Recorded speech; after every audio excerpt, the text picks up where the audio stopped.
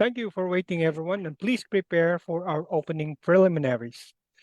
We would like to request everyone to pause for a while for the prayers and the rendition of the Philippine national anthem.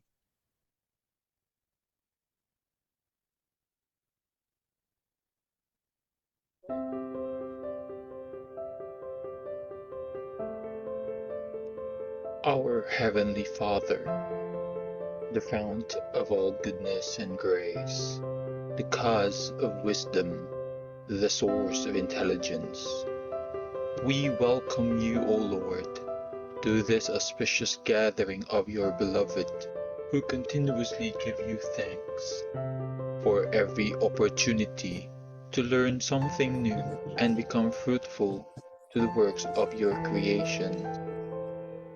We humbly come to you, not because we are worthy, but because we find ourselves in need of you, who is our strength and our hope, to continue despite the challenges we face in health, prosperity, and our solidarity with one another. We pray that today's gathering, made possible by the grace of advancements in technology and social media, becomes successful in its endeavors so we can offer it back to you as our humble offering to honor you, glorify you, and love you through our deeper connection with everyone. May we find bliss in today's session and become more productive children and co-creators of the earth. This we ask and pray through Christ our Lord. Amen.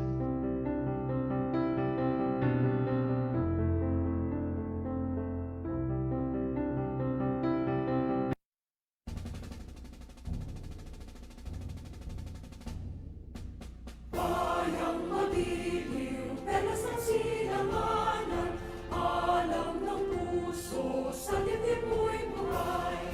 Lupang hinirang, tuyat ka ng magiting, sa manlulupi, di ka pasisingin, sa dagat at bundok, sa simoy at sa langit mong bakaw, may nilagang tula at awit sa paglayang minamahal, ang kisag ng matawad mo'y tagumpay na nanininig, ang bituin at araw niya kailan pa may di manidinig, lupa ng araw ng walhati pagsinta, buhay ay langit sa piling mo. Aming ligaya na pag may mga api, ang mamatay ng dahil sa'yo.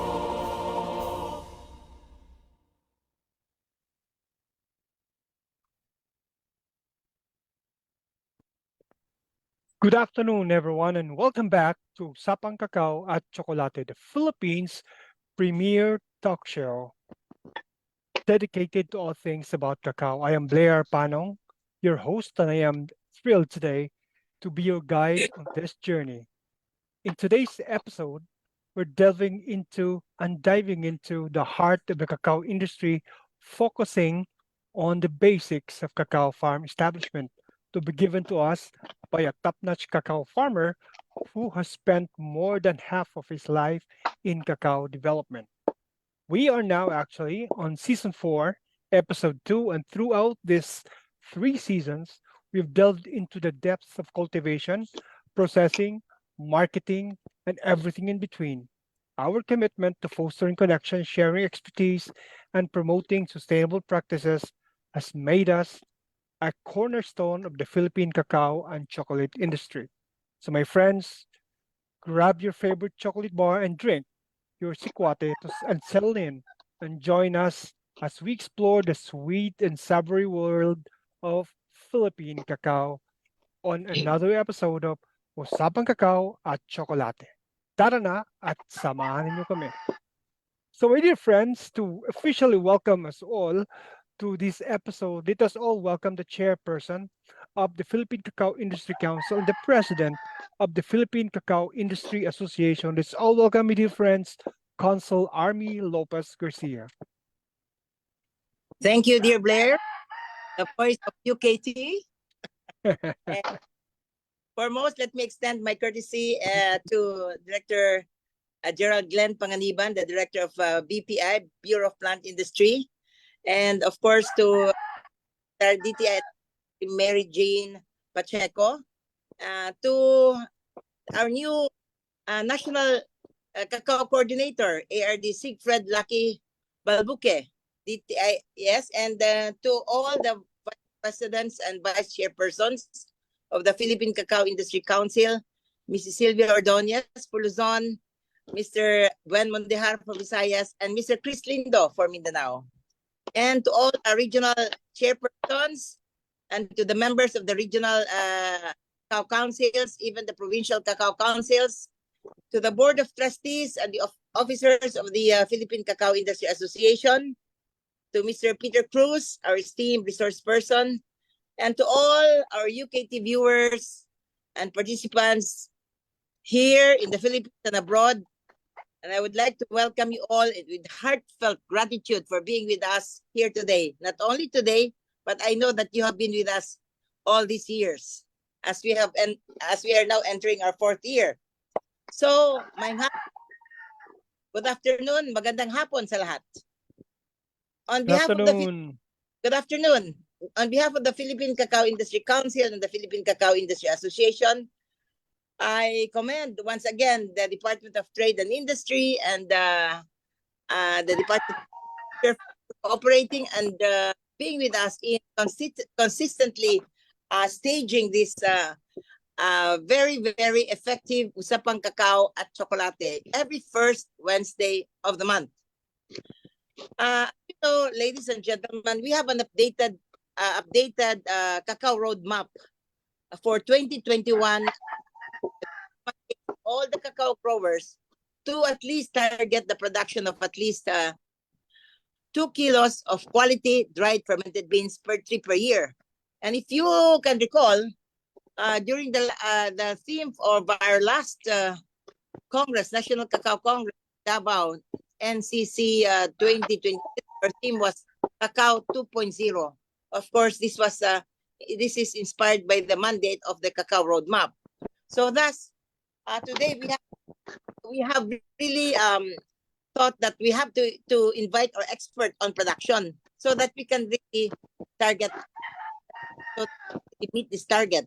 So today we have invited Mr. Peter Cruz to delve into the fundamentals of the efficient cacao farm establishment and exploring the very, very core of sustainable and profitable cacao production.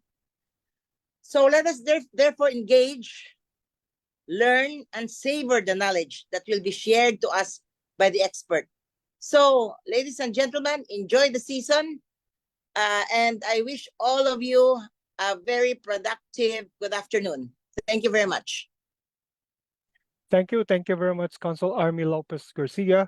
Before giving you our first speaker to give us the message, also we would like to acknowledge our Assistant Regional Director of DTI, ARD Lucky, who is recently designated as the National Cacao Coordinator in the ICE program. So welcome ARD Lucky. Much as our new DTI Regional Operations Group Head wanted to be with us this afternoon, she's currently in Lawag for the Regional Operations Group Assembly. So therefore, we will now be proceeding to the next part, which is a video presentation on the message of the Department of Agriculture. And since we started, my dear friends, having this Usapang Cacao and Tsokolate, the Department of Agriculture through the Bureau of Plant Industry has been an active partner and collaborator in our development efforts for the cacao industry in the Philippines. Today, we're happy and proud to have with us through video the Director of the Bureau of Plant Industry and the National Director of HVCDP and UPOP. So I'll welcome Director Gerard Glenn F. Panganiban.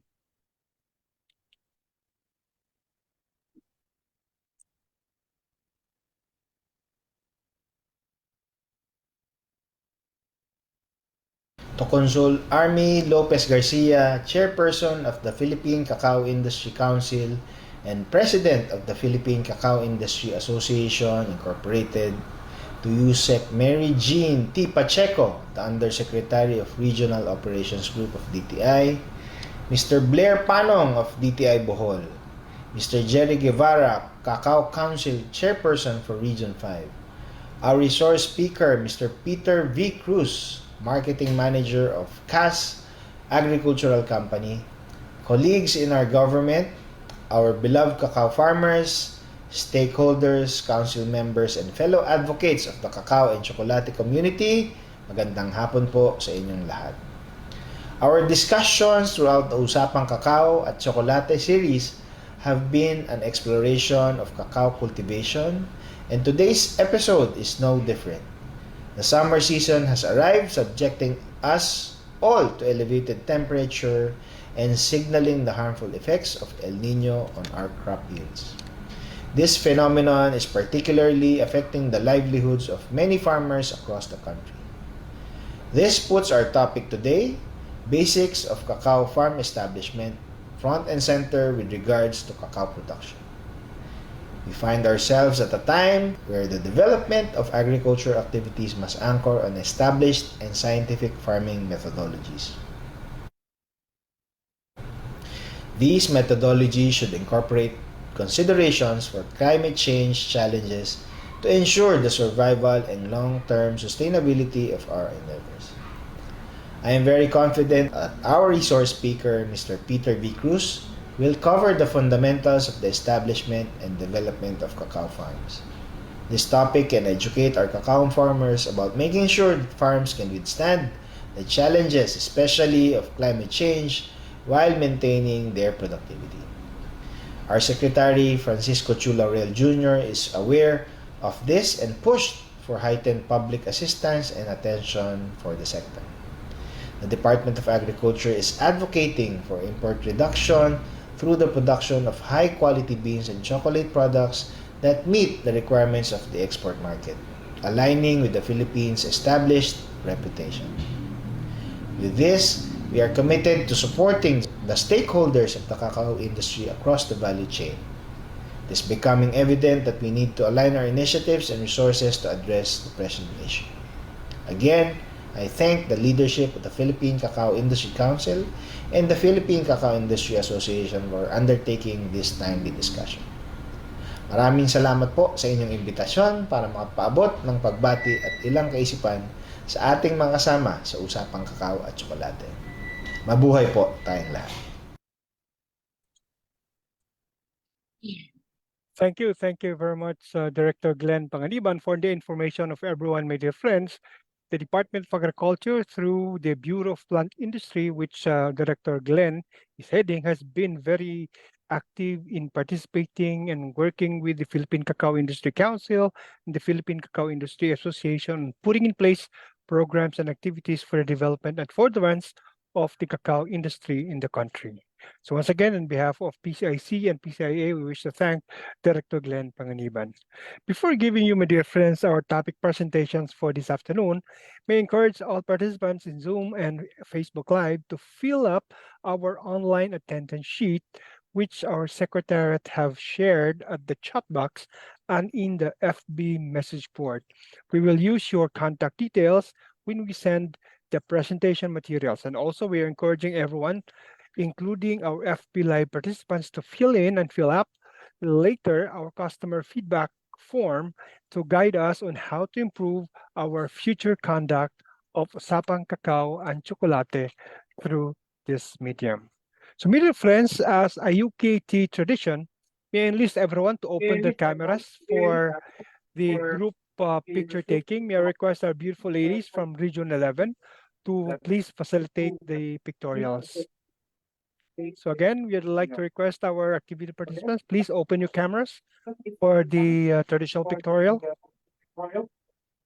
MJ? So good afternoon, everyone. So let's take this opportunity for a photo documentary before we start the webinar proper. So we'll start with the first slide. Okay, first slide. 3, 2, 1. Smile. Second slide. 3, 2, 1, smile. All right, thank you po. Meron pa pala. Third. Okay po, that's it. Thank you po. Okay, so as of this time, we have 41 viewers from our Zoom, and I hope we have many in our Facebook Live. So, my dear friends, without much further ado, we will now be delving into the first topic presentation for the day. And please allow me to introduce our topic presenter. So, ladies and gentlemen, please allow me to introduce our esteemed speaker, Mr.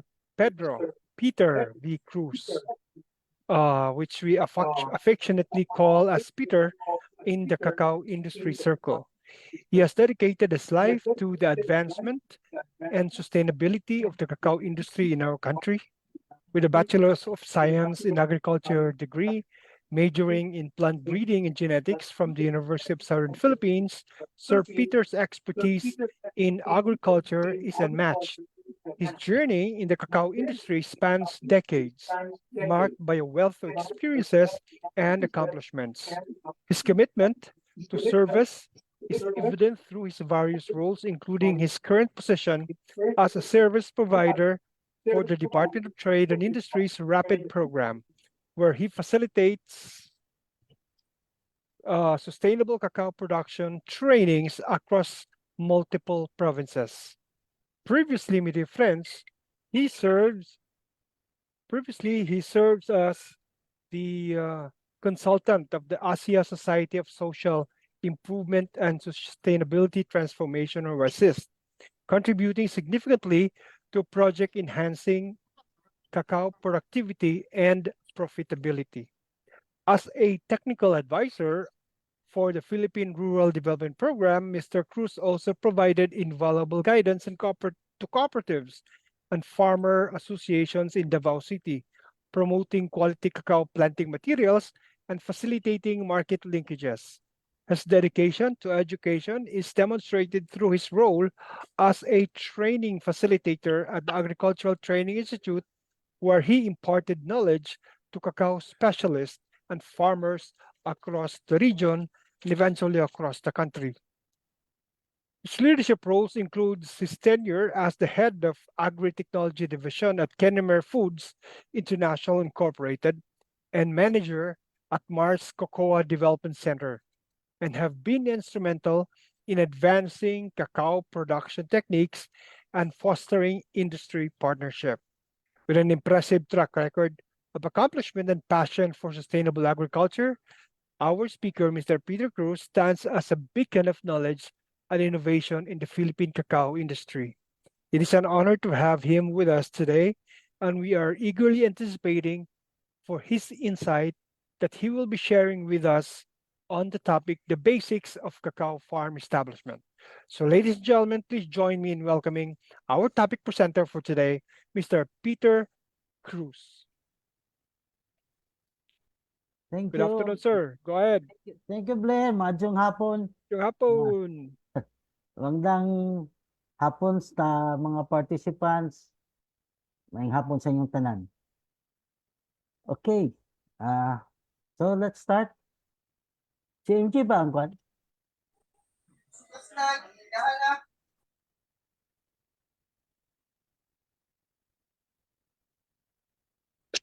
Can you, okay, Okay. can you start screen sharing, please? MJ.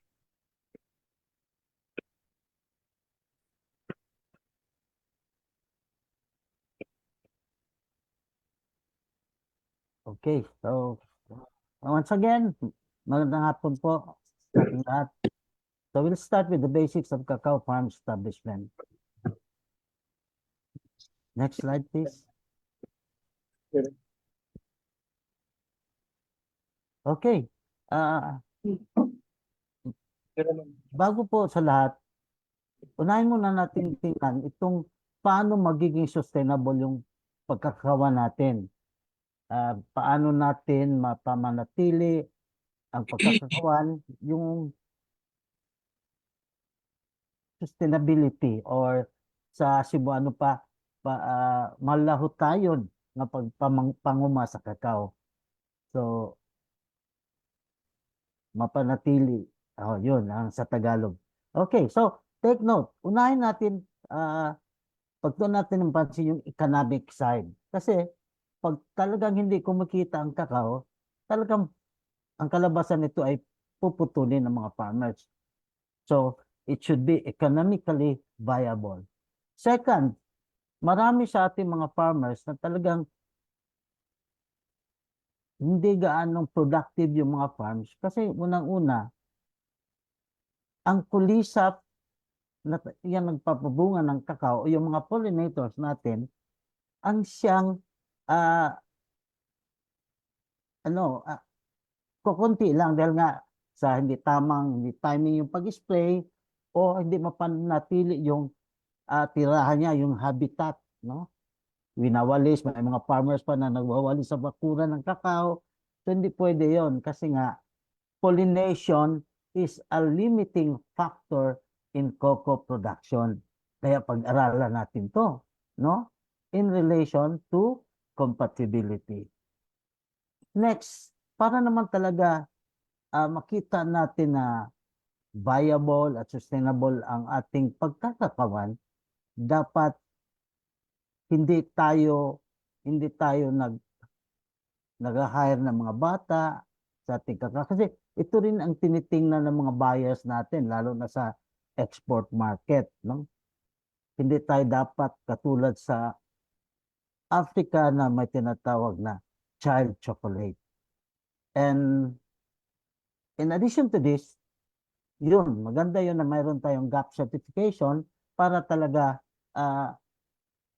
magiging sustainable ito. That includes the communities around our cacao farms.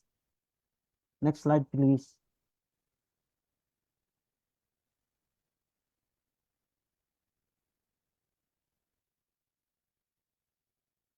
Next slide, MG or MJ. Okay, here's one definition from a German initiative. We define sustainable cocoa as cocoa that is produced in accordance with economic, ecological, and social requirements, which means that its production is economical, environmentally friendly, and socially responsible without compromising the ability of future generations to satisfy their own needs. Take note, naka-highlight talaga yung economic, ecological, and social. Next slide, please.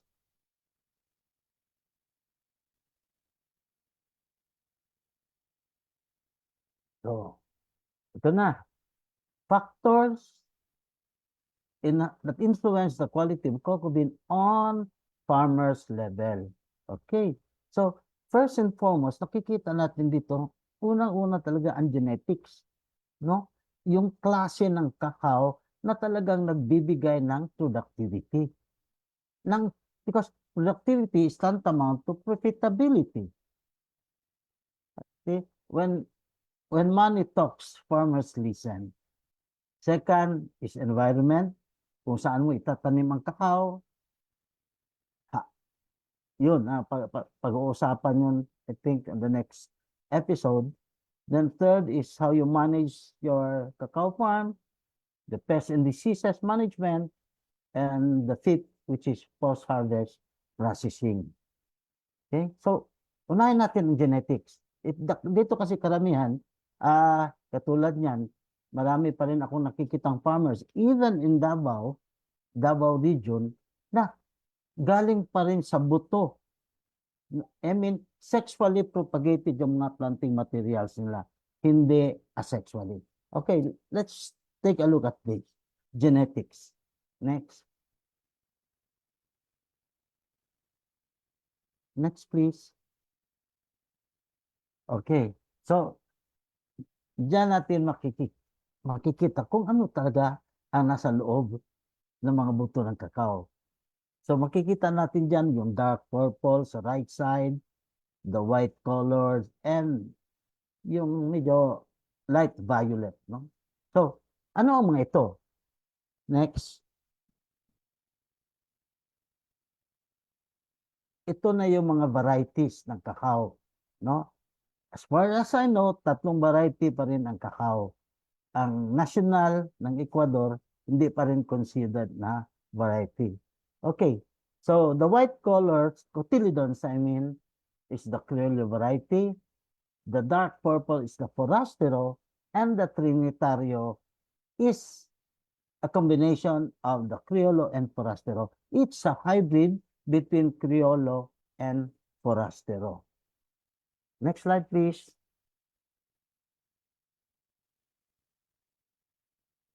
Okay. Additional information on Criollo. Ito yung Criollo natin. Actually, Criollo, as per our history, arrived from Acapulco, Mexico in 1600. So ito yon, no?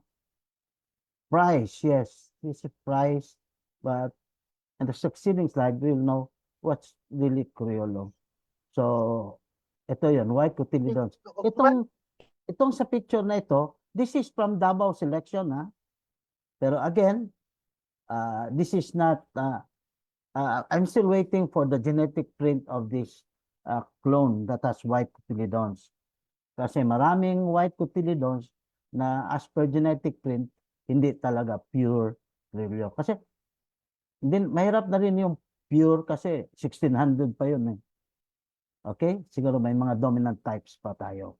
Next variety. Next, please. Ito yung isang example. Kasi during my time with the Cocoa Investors Incorporated sa CII, we had a lot of Upper Amazon clones like the Escavena, the Parinari, the Nanay, and some Upper Amazon hybrids. So, karamihan ganito ang kulay ng mga cotyledons. Okay?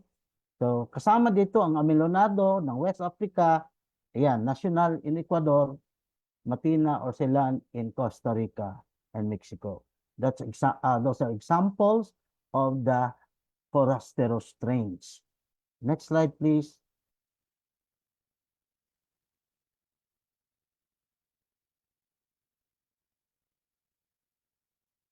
Trinitario. Ito yung isang consider ko na Trinitario. Makikita nyo, we have this clone already here in Davao or even on parts of the Philippines. Ito yung tinatawag nating W10, no? So, makikita mo, meron talagang, hindi na talaga siya dark purple, kundi marami na siyang combination of purple and white, and some are white cotyledons. Pero dito lang sa literature na ito, ang nakalagay na napunta sa Cameroon, Samoa, Sri Lanka, Java, but some of the literatures, bago napunta ng Sabah, dumaan talaga ng Pilipinas. Then to Sri Lanka or India. So those are the 3 varieties of cacao. Next, please. So, ito yung ano natin. Kasi nga, ilang porsyento lang, I think that's less than 5% yung porsyento ng Criollo sa buong daigdig. Pero, here's one thing that I would share. The world, pakibalik lang, MJ. Okay, take note, The world cocoa market distinguishes between 2 broad, ano yun? Hindi. Next, before. Okay, 2 broad categories of cocoa beans. Take note. Fine or flavor cocoa beans and bulk or ordinary cocoa beans. As a generalization, fine or flavor cocoa beans are produced from Criollo or Trinitario cocoa varieties, while bulk or ordinary cocoa beans come from Forastero trees. Take note, fine flavor are produced from Criollo or Trinitario. Okay? Next, please. Dito, pinapakita ko lang yung mga fine flavor exporting countries. Ito yung data sa last year. So makikita natin dito ang percentage ng export nila ng fine flavor. Brazil, Colombia, Ecuador, Grenada, Guatemala. Makikita natin na these countries are former colonies of Spain. No?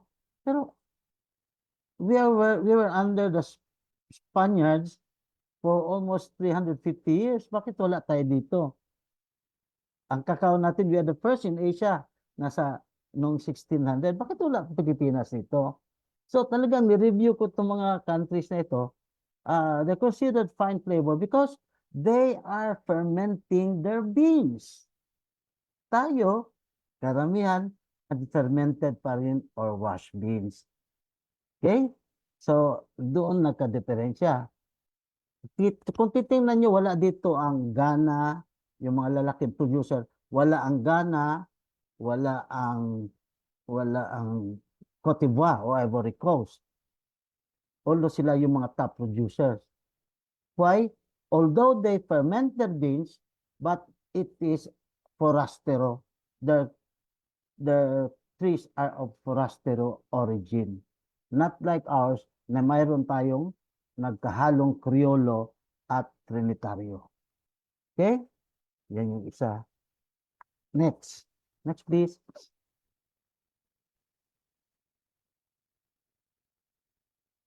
Ito pa. Dagdag ko lang kasi nga meron na nag-introduce ng CCN 51. Kahit ako, meron akong CCN 51 pero hindi ko muna pinaparami. Kasi nga, we have to evaluate any selection that we have or any introduction that we have to evaluate if it is really suitable to our climate and soils. So dito, makikita natin na sa Ecuador, ang itong CCN 51. Dito nakalagay, however, the volume and the quality of the exportable offer are being threatened by the increment in seeding of the CCN 51 clone, aim at expanding, renewing, and then rehabilitating traditional cacao plantations in spite of its high yield and of its unbeatable physical attributes. The chocolate industry does not consider this clone as aromatic cacao. Take note of that. And in other information, the maximum, after those trials done, the maximum accumulated yield corresponded to, this is a new clone to me, NIAPT 484 with 1.92 kilos per tree, and that is annual production per tree, while the figure of CCN 51 was 0.73 kilograms per tree. So take note of those difference. Pero tayo, let's see sa susunod na slide kung yung potential ng mga clones natin. If I remember right, during the presentation of Dr. Calixto, our cacao has the potential to produce 5 kilos per tree, provided the environment is right and the management is right. Okay, so next slide, please. Ito pang isa na medyo may issue. Kasi nga may mga co-ops dito sa Davao na hindi binibili yung wet beans ng farmers of UF, especially UF 18. Pero kung titingnan natin, the cocoa was planted on a plantation basis alongside the railway from Limon to San Jose. Trinitario cocoa is grown and the UF selections, United Fruit, hindi unidentified forastero, come from this area. So it's a Trinitario, and it's been planted by the Philippine, the Davao Fruits Plantation since early 1980s or 1982 as far as I can remember. So matagal na ang UF, no? Done by Davao Fruits sa Davao. Next slide, please. Okay, ito ngayon, mga farmers na mga tanim ay galing sa buto. So ito lang ma-share ko sa inyo, and makikita nyo ang source dyan, galing ito sa isang international conference na napasama ako doon sa Bali, Indonesia. So nakasabi dito, mga scientists, traditional cacao breeding has been only marginally successful. Take note, marginally successful. Instead of a long-term current selection program, productive seedlings have often been used as parents in seed gardens. The hybrid seed is then used to establish cocoa farms. Unfortunately, 80% of the genotypes from the hybrid seeds are unproductive in farmers' fields. So, I agree with this kasi nga, in my early years after college, I was employed at Cacao Investors Incorporated, in which we planted Malaysian hybrids or F1 hybrids in almost 1,000 hectares sa Gihing, Hagonoy, Davao del Sur. And I have the record na pinakamataas naming nakuha per hectare per year was only 1.3 metric tons of dry beans. Pero after some selection that we did, nang magtanim na kami ng mga budded or grafted na kakao sa Balete Ranch Incorporated na Malita, nakakuha na kami ng 2 tons per hectare per year. The same plantings, 3 by 3 meters under coconuts. Okay? So yun ang diferensya. Kaya nga, we are encouraging farmers to do asexual propagation. Okay, let's see. Next. Next slide, please. Okay. At dito, ang i-share ko lang isang verse sa Bible, if you won't mind. Sabi dito, sa Romans 11:24, you by nature were the branch cut from a wild olive tree. So if God was willing to do something contrary to nature by grafting you into the cultivated tree, he will be far more eager to graft the original branches back to the tree where they belong. Dito, makikita natin, it would not be an example if the Israelites did not do some asexual propagation sa olive tree. Take note, this is 2,000 years ago. Kaya nga, sinishare ko sa farmers, kung hindi tayo mag-graft using the best clones or the better clones, may kasabihan tayo na sa Cebuano na kaon bayabas lang gyapon. Meaning, walang pagbabago. Bayabas pa rin ang kinakain. So yun lang ma-share ko. Next slide please.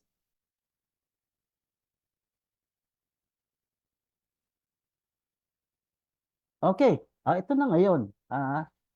This is how I train farmers. Sila talaga yung nag-hands-on. I gave some samples of clonal pods. They weigh the pods. They count the wet beans. Yung hindi kasali yung flat beans. Yung talagang buo na beans. They weigh the wet beans. And they compute for its productivity. So, makikita nyo dyan ang mga recommended clones. And I include the one that I got from Indonesia, the W10, and our local selection in Davao from Marilog District, Davao City. So, makikita nyo ang differences ng pod weight, ng wet beans, and even the beans per pod. Okay? So, makikita nyo, talagang mabigat ang UF18. Umaabot na sobra 1 kilo. Of course, maliit yung BR, kaya lang, maraming nagsasabi, okay lang, dahil marami ang bunga. I agree on that. Pero, let's have to compute for the economies of scale nito. And then we have the W10, and then we have the local selection, PG. Okay. Next slide, please.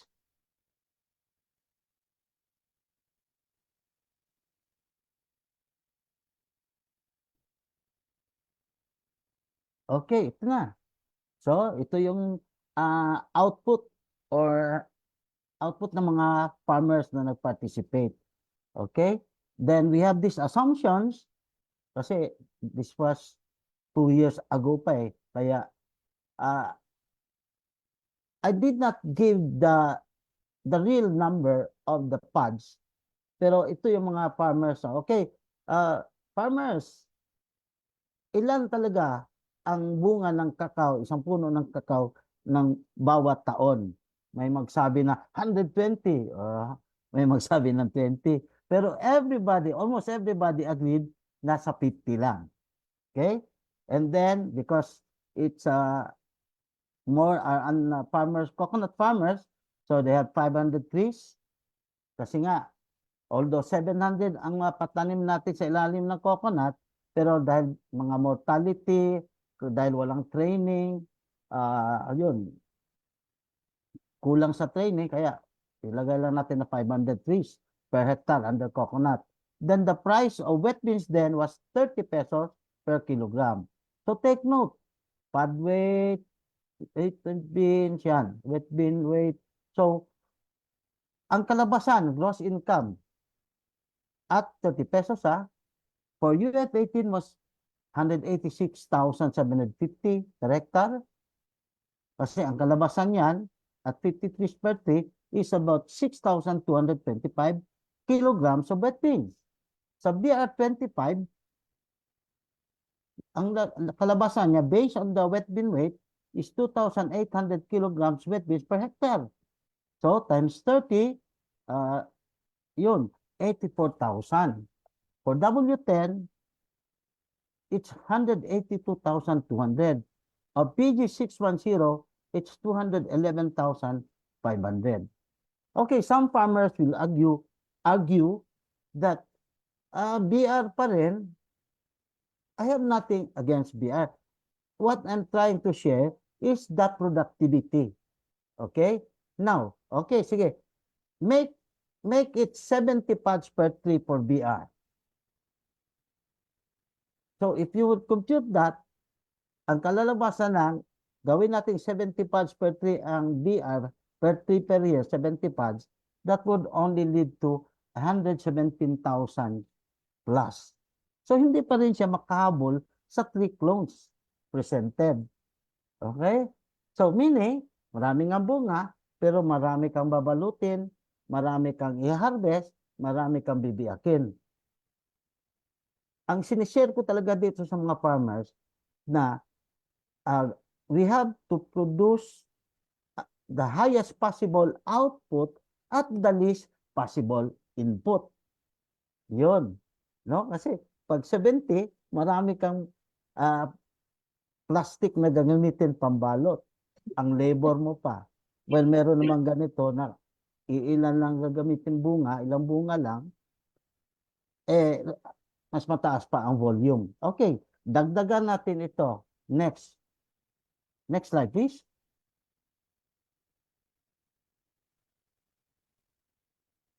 Ito. Okay. Ito yung sa assist. During my consultancy with assist, may nadagdag na PBC 123. This is Prang-Bisar clone from Malaysia. At EM, local selection din namin from Maragusan, Davao de Oro. So, nandiyan yung weight of pod, weight of wet beans per pod, that's per pod, and the beans per pod. Yung buto, hindi kasali yung flat beans, yung talagang buto lang na buo ang pinabilang ko sa mga farmers. Ito, so, makikita nyo ang difference. Okay? And then, pod value, wet. Okay? Ang ibig sabihin ng pod value wet, ilang bunga ang magbibigay ng 1 kilo na wet beans. Kasi nga, karamihan ng mga farmers ay hindi mabigyan ng government natin ng post-harvest facility. So we have to encourage them to sell wet beans. Pero titingnan naman natin yung binibenta niya. Kailangan talaga quality. For example, dito sa pod value, ang BR will take 10 pods to produce 1 kilogram wet. UF18 is 6 pods to produce 1 kilogram wet, as well as PBC 123. Although there's no such thing as super clone, may magagandang karakteristik din sila. Katulad ng PBC 123, na talagang resistant sa vascular streak dieback fungus, at nakita ko na rin ito sa Vietnam, sa Papua New Guinea, Indonesia, talagang resistant siya. Pero for the W10, it's only 4 pods to a kiloweight.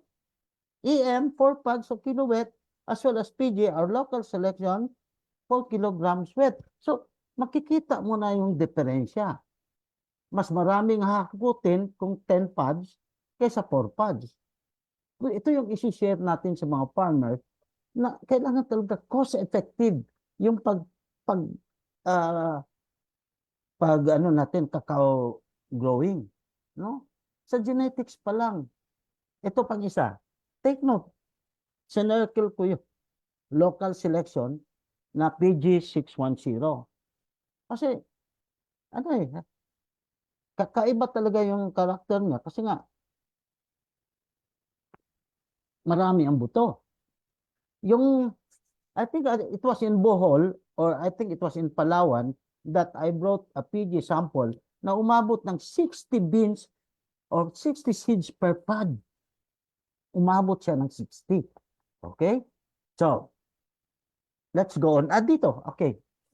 Example, say, yung sa mga 4, kunin natin yung pinakamababa. Ang W10, 250 grams per pod, yung wet beans. Okay, 250. Pag makukuha natin dito na 250, i-multiply natin ng 50 pods per tree, makukompute po natin dito na, okay, 250 times 50. Compute natin sandali 250 grams times 50 pods per tree per year. Ilan? So, gagamitin lang natin although sa record it is 33 yung wet to dry bean recovery, gamitin lang natin yung 30. Kasi nga, average, kasi yung mga hybrid seeds, nasa 28-29% lang ang recovery. Okay? Gagawin natin 30% average. So, divided by 1,000 times 0.3%. 0.3. 0.3 lang. So, meaning, nasa mga 3 kilos siya per tree per year. Kung yun pa pinakababa ginamit natin na 250. Kung magkahalo yan so that is 3.75 kilos per tree per year. Using the 30% wet to dry bean recovery. Kung katulad ng PBC 123, ang wet to dry bean niya is 36%. So, doon natin titingnan wet to dry. Kasi nga, karamihan sa farmers, binibenta wet beans. Kung ikaw, cooperative, wala ka ring knowledge doon sa mga wet beans na binili mo, talo ka. Kasi, kung you are into the fermented bean production, dapat yung recovery ng mga beans na magbibigay ng profit sa cooperative should be at least 32% wet to dry bean recovery. Ganun yun. Okay, next.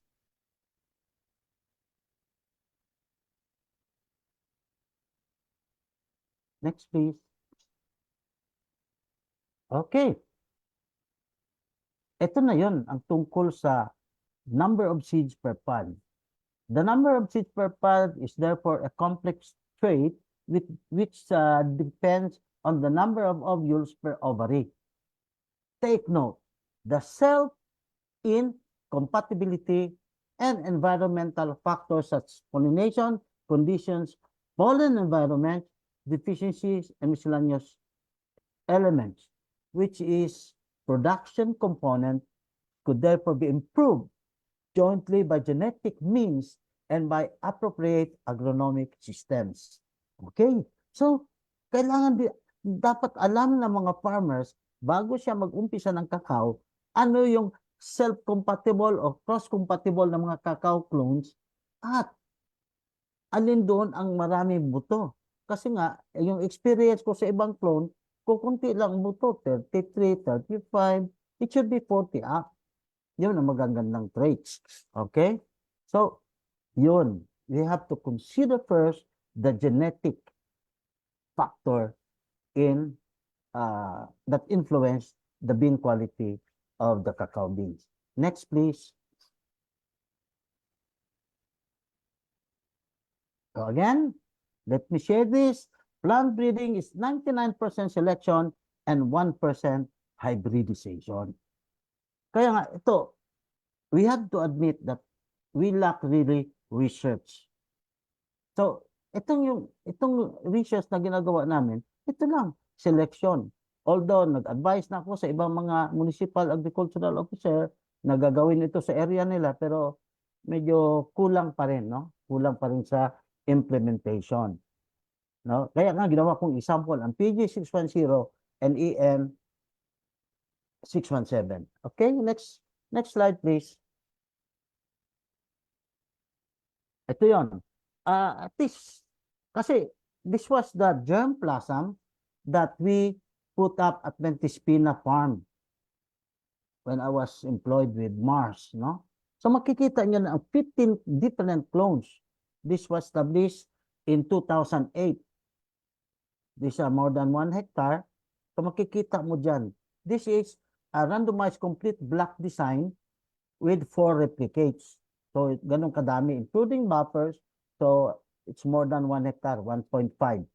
And the only shade that we use here is Gliricidia. Sa Tagalog, ang shade namin ay Kakawate.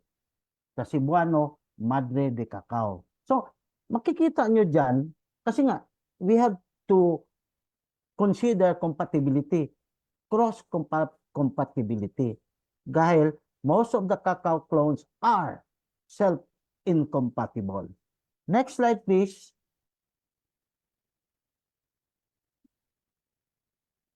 Okay, ito yon. Actually, this are 15 clones yung in-evaluate namin. We evaluated for 3 years. Okay? 3 years. Ito lang in-example ko kasi ito yung pinakamarami ngayon sa Davao na clones. The PBC 123, UF18, and BR25. So makikita nyo dyan, ang bean weight niya, although we consider din ang thickness, no? May mga kakao na makapal, maraming malalaking kakao. Tingnan mo, minsan pinapagmayabang pa natin, ang laki ng kakao. Pero kung pag biniak mo na, makapal ang balat. Yun talaga, hindi maganda yun. Mabigat pag nag-harvest ka, nag-haul ka, mabigat. Hindi na cost effective, no? Dahil sa kapal ng balat. Pero ito rin yung titingnan natin dito. Okay, pod index. Ano naman itong pod index? Ang pod index ay ang dami ng bunga ng kakao na nagbibigay ng 1 kilong dry beans. No? 1 kilogram dry beans. The number of pods that will give 1 kilogram dry beans. Take note, this is a 3-year production record. Okay? Evaluation. We have every 2 weeks kami nag-harvest dito. We did the recording. We all did the drying. Ganon. So, average of 3 years, nandiyan na. PBC 123 is about 22 pods that will produce 1 kilo. For UF18, 18 pods, 1 kilo. But for BR25, it's almost 34 pods to 1 kilo. So, makikita ninyo ang difference ngayon sa pods pa lang, no? Then, pupunta tayo sa percentage bean recovery. PBC, 36%. And then, UF18, 34 or 35%. Pero pagdating sa BR, it's 29%. So, okay. So, ayan ang diferensya. Ito, example. Palagi kong sinasabi sa farmer, okay, farmer, karamihan sa cacao mo is, cacao mo is BR25, and then, you sell it to the cooperative. Say 1 ton of almost BR25 clone. So, pag pinatuyo ng cooperative, yung 1 ton niya, nagiging 290 kilos dry beans, yung 1 ton na wet beans. Pero pagkaramihan ay UF18, 1 ton, pag natuyo na ng cooperative, that's almost 350 kilos. The same volume, 290 versus 350 kilos. Sa PBC naman, yung 1 ton, that makes 36 or 360 kilos. So, yun, dapat alam ng mga farmers yon para talaga at ng mga cooperatives para malaman nila ano ang dapat ang magbibigay ng productivity at profitability. Okay, next. Next, please. So, ito na. Hindi basta-basta. Kailangan natin na alam natin ang compatibility ng mga clones. Dito, although hindi pa ito experimental design, but we try this. Kasi may experience na ako dati sa CII noon, yung Cocoa Investor Incorporated. Mamaya, pakita ko maya. Pero ito yung latest. Sorry, pero mga research assistant ko dito, mga farmers, kasi wala akong pambayad talaga sa mga talagang research assistant ng agriculture. So, makikita niyo dito on my left side, ginawa kong babae si UF18. No? Kita mo yung cross, pababa. And then yung arrow pataas, yung linya na yan on my right to extreme right, that is the male. So what we did, we select the flowers for hand pollination, then we get the pollen from W10 in dab it or pinag-isa namin sa UF18 na bulaklak, no? So ang kalabasan, C is compatible. Ang PG, ganun din ginawa namin. Naghanap kami, nag-ano rin kami ng bulaklak na UF. Dinab namin, hand pollinate namin yung PG. Ginawa namin lalaki sa UF18. Ayun, compatible. Namunga. Lalo na ang PBC 123. Dinab namin sa UF18. Yun. Bunga din.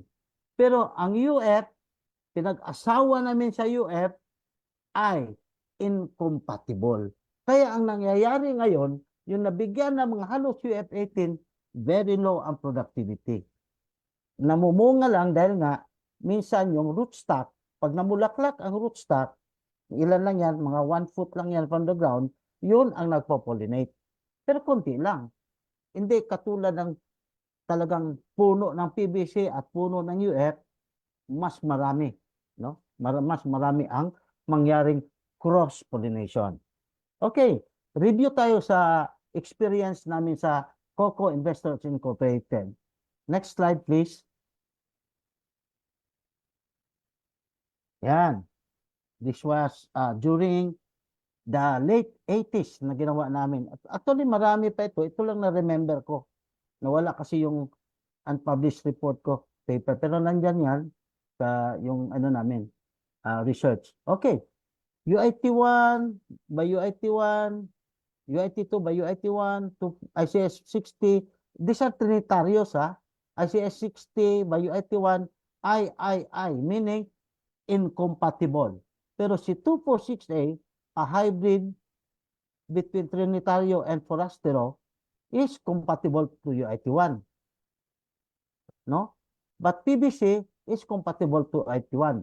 PBC is compatible to UIT1, UIT2, ICS 60, 246A, and even to itself, meaning PBC 1 to 3 is self-compatible. Kaya makikita nyo maraming bunga.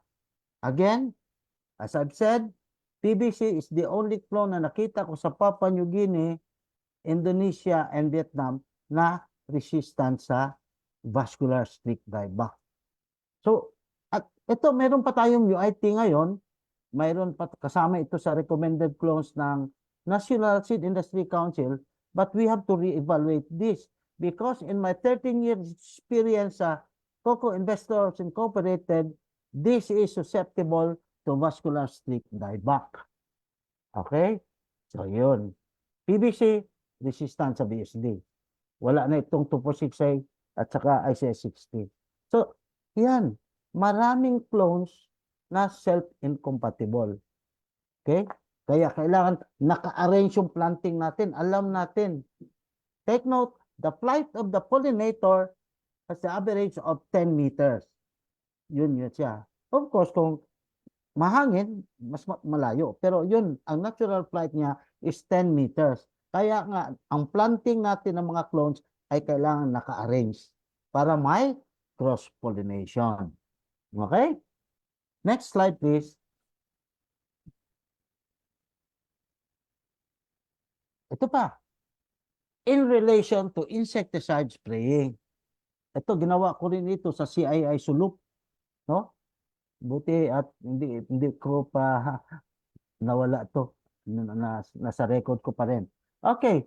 We try to get the pollinator population using insecticide and foliar spraying using motorized sprayer. So dito, nagsukat ako ng 1 meter na linya ng kakao. Then, we use this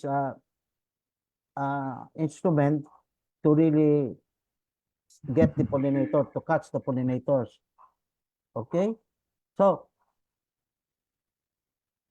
August 29, nakakuha kami ng 220 midges. Ang pollinator nga pala ng kakao ay midges.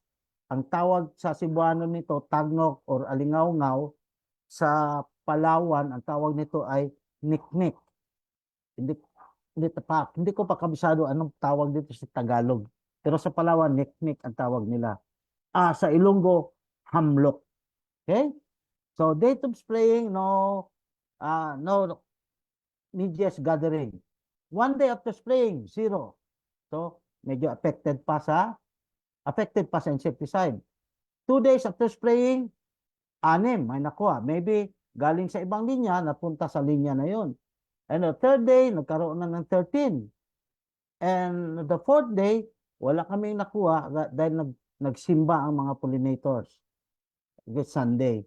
But on the 5th day, 1, 2, 3, 4, 5.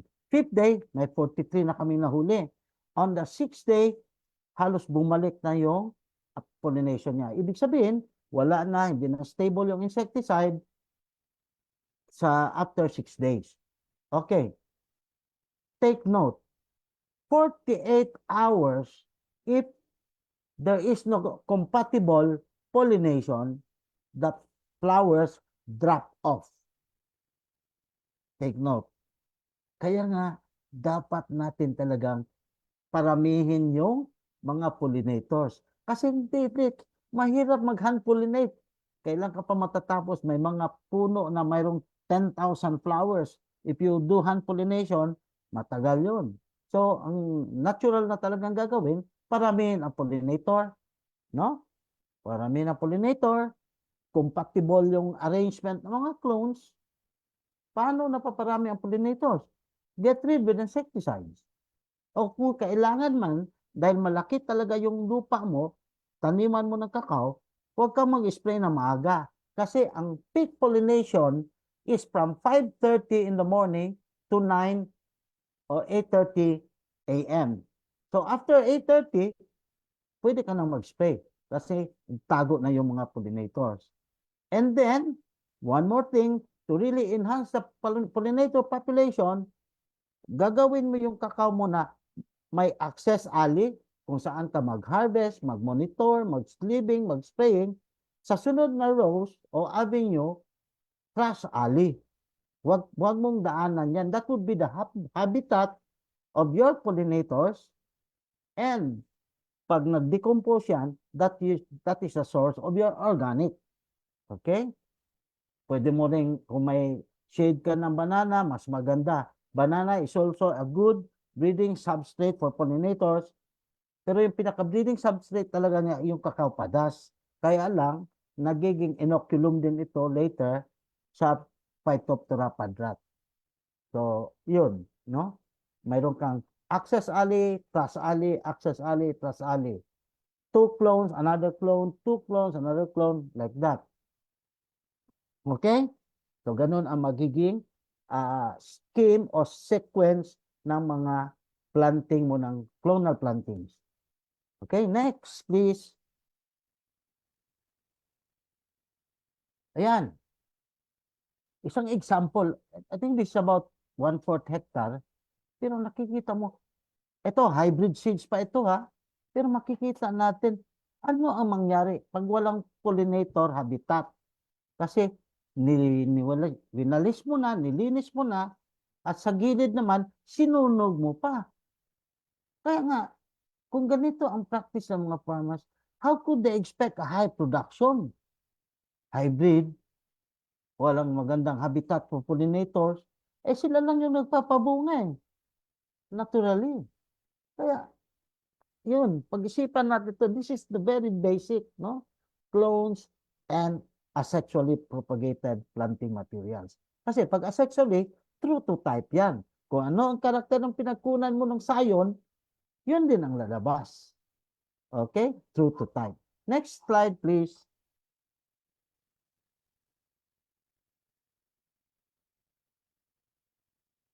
Okay. Dito naman tayo sa spacing. Ako, we really started on the 3x3. And then we have a training naman sa Vietnam with the people from Indonesia, from Malaysia, like that. Ito rin ang ano nila, 3x3. Pero there are experiments, ginawa rin namin sa Pentispina, 2.5 by 2.5, 3x3, at saka 4x4. Halos parehan din ganito. So makikita natin dito, in a span of 12 years, mas marami talaga ang ipoproduce ng 3x3. Yung 4x4, okay din, no? Kasi nga, in our experiments in Indonesia with Mars, nakaka-harvest kami ng 3 tons per hectare per year. 4x4 distance with a population of 625 trees. Kaya lang, matagal pa yung weed management natin kasi matagal mag-close in yung mga canopy. So, matagalan. So, ang nangyari, mas magastos pag mag-manual slashing kaysa herbicide spraying. Okay? So yun. So, that's one figure na talagang, fact, no? Dahil nga, pinablish ito after some experiments, after some data recording. Okay, next.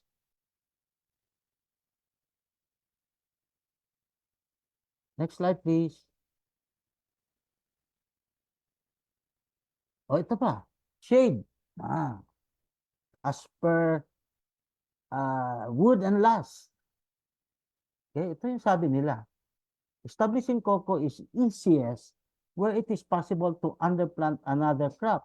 But take note, the only crop providing suitable shade for mature cocoa is the coconut palm. Why I'm sharing this? Because we have more than 3 million of 3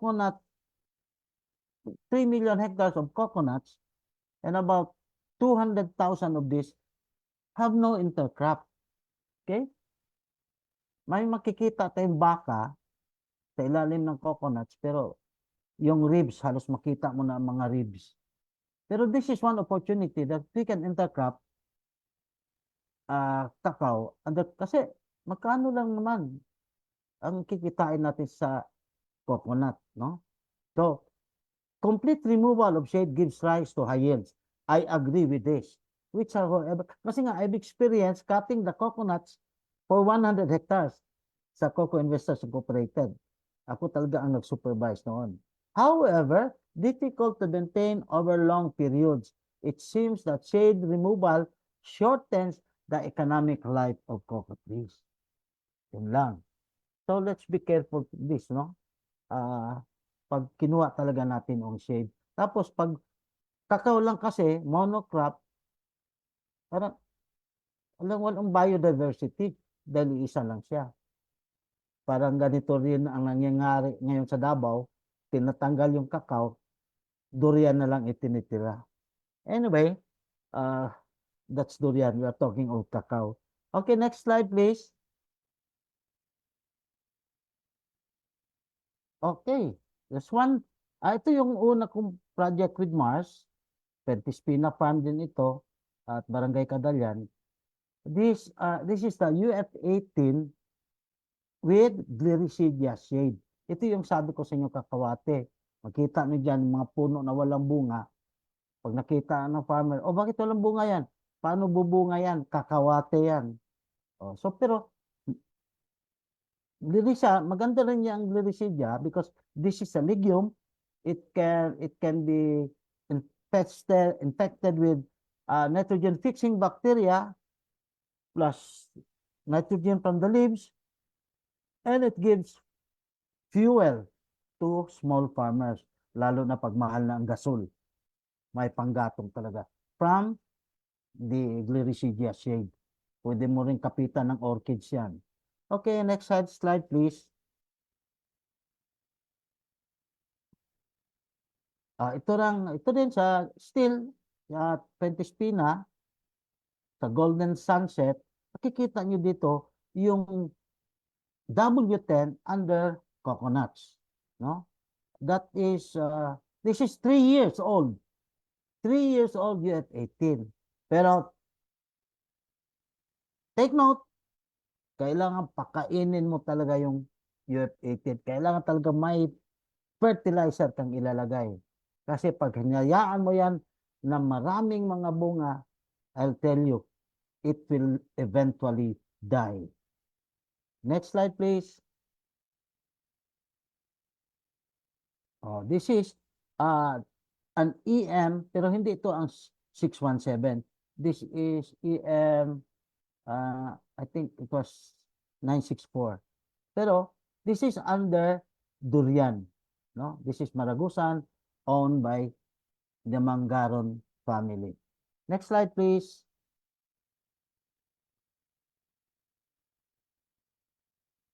Next slide. Hello?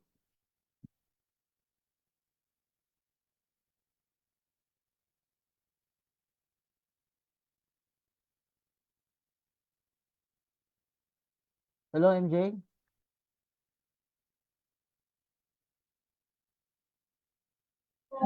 Sir Pete, we're just having a connection problem po. Host part po. So, we'll just wait na lang po para ma-reconnection. Okay. May susunod ba na speaker? Ikaw lang, ikaw lang. Ako lang. Okay, Oo. so I have up to 4 o'clock. Yeah, Thank you, Blair. Mingaw, nakunin mo ba? kita tapon. Murag na invitation sa kwa sa Cebu, ah. Karon kuan. March 18. Wala, pero wala pa ko'y nadawat, ha. Hmm. Sana sa sir.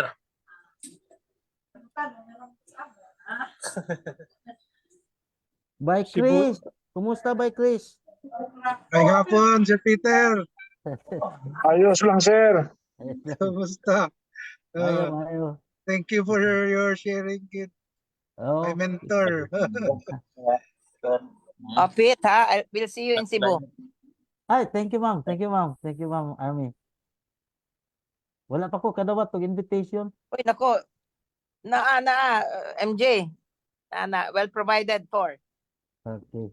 Importante kay ka. Ay, salamat. I'm flattered.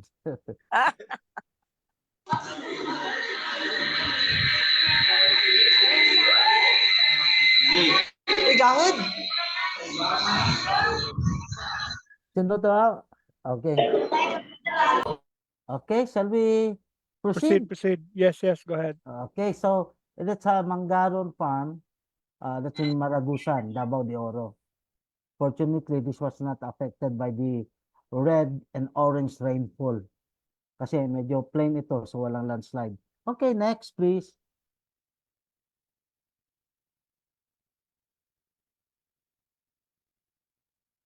Okay, this is one farm in Tugbok, Davao District. This is a 4 hectare under coconuts. So at the age of, I think it's age of 5 years, ito na yung nangyari. This pile of pods harvested, this is, take note ha, 4 hectare cacao under coconut. This is every 2 weeks ang cycle. So this is one of the cycles. Ito yung harvest niya. Okay? Sa 4 hectare. So, ma-imagine nyo. Dito, arrange na talaga yung W10, yung UF, yung PVC at PG. Naka-arrange na talaga. So, maganda talaga yung cross-pollination pag ganon. Pero pag sunod-sunod halos UF, very low ang productivity. Okay? So, makikita nyo ang kulay, iba't iba. May green, pula, yan, ganun. Dito, nilimit ko na ang BR. Konti lang talaga ang BR dito. Kasi nga, yung mga data na kukuha namin, the wet to dry bin recovery, the pad index, yung mga ganon. Okay, yung mga ganon. Okay? So, kinonsider namin yan. And as per record ng farmer, si Susi Malasa, sa record niya, nakuha niya ang 2.3 kilos dry beans per tree. Take note, 2.3 kilos per tree. That's in 1 year. Okay? So, yan. That's under coconuts. Next slide, please.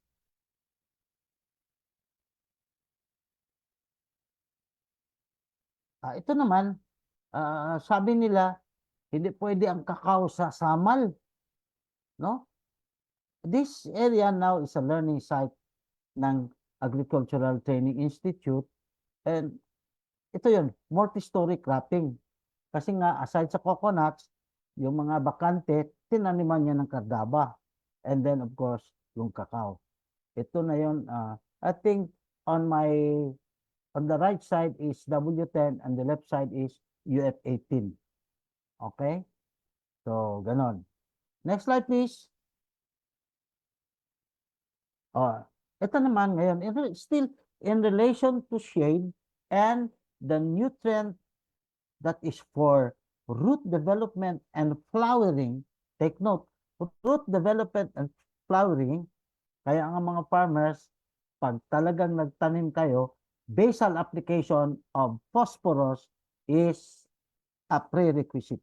Okay, dito, i-compare natin. This is not my data, pero at least we know some trials outside of the Philippines. Kasi wala akong mabasa ng ganito na may data except sa Ghana, the second largest producer of cacao in the world. So dito, sa Amelonado ng Tapu. So makita niyo, P2O5 is phosphorus in ppm. They gathered the data ng phosphorus in 1957. Then after 15 years, kinuna naman nila uli. So dito, first, shade no fertilizer. From 24.1, medyo ano pa, talagang hindi deficient. Because below 15 is deficient. Take note, P deficiency, if P below 15. So shade no fertilizer, 24.1, shade with fertilizer, 25. So almost the same. No, there's no there's no significant difference. No shade, no fertilizer, 27. No shade with fertilizer. So, in-apply na ngayon. After 15 years, ito na ang labas. Sa shade, no fertilizer, wala na, depleted ng phosphorus. 0.7 na lang. Pero sa shade with fertilizer, 21.2. Very minimal yung depletion ng phosphorus. No shade, no fertilizer, 0.9 na lang, deficient na siya. No shade with fertilizer, 19.3. Shade with fertilizer and no shade with fertilizer, there is no significant difference. However, medyo mas marami pang natitirang phosphorus sa shade with fertilizer. So again, these are experimental designs done by the Ghana researchers. Okay? So yun. Again, phosphorus is for root development and for flowering. Kailangan talaga ang phosphorus. Okay? Anything. We have guano, we have dupos. That is, dupos is 22% phosphorus and 30% calcium. We have, okay, depending on the soil analysis, we have ammophos, diamophos, or even the complete fertilizer. Anything that has phosphorus. I'll tell you, may mga farmers na gumagamit ng ammonium sulfate. Kung tanungin mo ang farmers, why ammonium sulfate? Kasi mura sir eh. Yun, tinitingnan niya ang kamurahan, hindi yung nutrients na kailangan. So yun ang ano natin talaga. Farmers really need to be retrained or kailangan magkaroon ng refresher course with hands-on. Okay, next slide please. Okay. Ito. I hope you will not be offended with my sharing of the Bible verses. Kasi nga, may correlation to sa ating basic. Okay? Ito sabi sa Numbers 13 verses 18 and 20. Sino may sabi nito? Si Musa. Sa Quran is Musa, pero sa ating Bible it's Moses. Moses said, see what the land is like, and whether the people who live there are strong or weak, few or many. How is the soil? Is it fertile or poor? Are there trees in it or not? So makita ninyo, see, meaning, look at it, determine. Pero wala pang soils laboratory dito ha. Kasi pag hindi talaga fertile yan, that is not the land promised by God. Pero nandoon na yung fertility. Importante talaga. Pwede niyong dagdagan sa Mark 4:8 if you want to know more on fertility sa Bible. Marami pa yan. Okay, next. Why I'm sharing this? Next, please. Ito yung nutrient availability chart na hindi natin nakikita sa maraming municipal agriculture offices. That's why I'm recommending na mayroon sila dito para pagpasyal ng farmer, ma-explain nila na ganito ang mangyayari. Okay? Kung ano talaga ang soil pH. Kasi mahirap sa mga farmers ng mga far-flung areas, paano sila makapagpa-analyze? No? Kung hindi talaga natin tutulungan ang ating mga agricultural technician.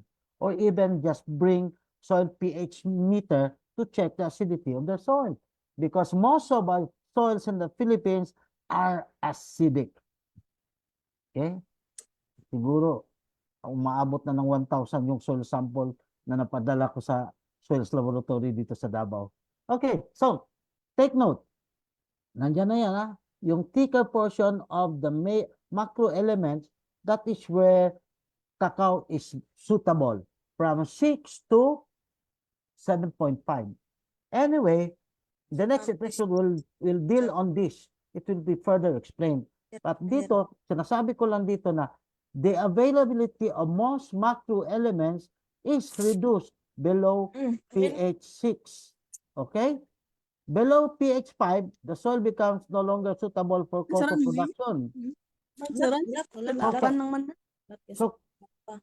So, kailangan talagang i-correct muna natin ang soil bago tayo magtanim ng mga better clones or high-yielding clones. Okay? So, basic. Meaning, soil analysis is a prerequisite to cocoa production. Okay? Yan. Okay, next. Next, please.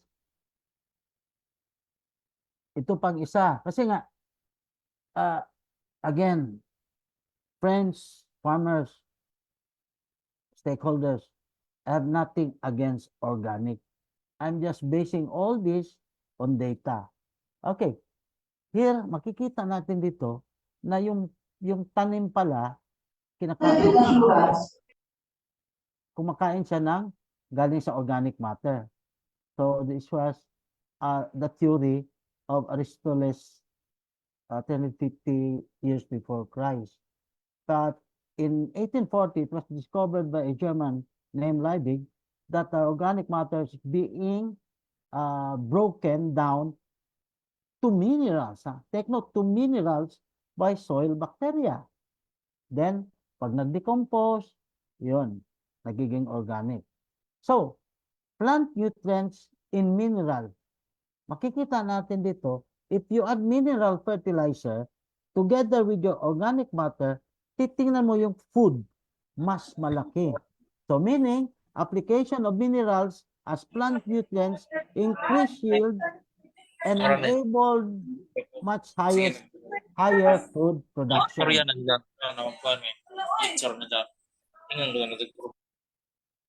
Okay? O, sige. So, yun lang. So, use a combination of mineral. Lalo na yung paggamit ng, kasi mura lang naman yung agri-lime and the, what you call this, dolomite from Cebu. Pwede nating i-apply yun to really correct the soil pH.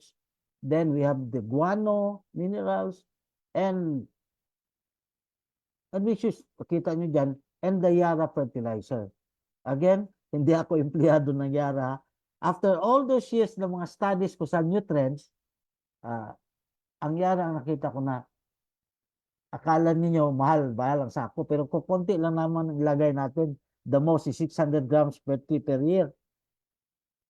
Not like sa organic natin na you have to apply 5 to 10 kilos per tree per year to really get the nutrient levels needed by the cacao trees. Ganun yun. Anyway, may explain yan sa susunod na UKT episode. Next, please.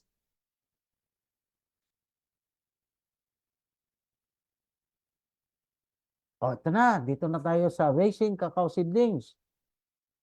Kasi ito rin yung medyo malaking issue kasi nga ang mga farmers nasanay na sa yung tamang-tamang laki ng bags. Hindi yung bags na ginagamit ng DNR. Masyado na rin maliit yun, no? My apology to sa DNR. Ito kasi yung experience ko with the National Greening Program, no? Okay, dito, the size of the pot or bag of some importance as one that is too small. Take note, too small will restrict root growth. Tama. Ito yung sinasabi na magiging J-roots. J-roots. No? Pag hindi talaga on time pagtanim. While too large a bag will require more soil, take longer to fill, and take up more space. Ang karamihan kasi sa may mga nursery, mga farmers din. Okay? So, wala talagang malaking lupa for the nursery establishment. So, pagdating sa bags, PE bags or polyethylene bags are usually gasseted para madaling maitindig and specified on the lay flat size. The size will expected to be kept in the nursery.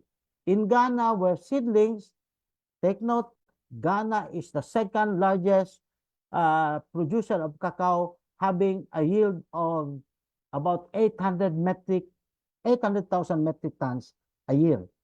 Okay, annual production. So the size will expected to be kept in the nursery. In Ghana, where seedlings may be kept 6 months, the recommended bag size is 25 by 18 centimeter.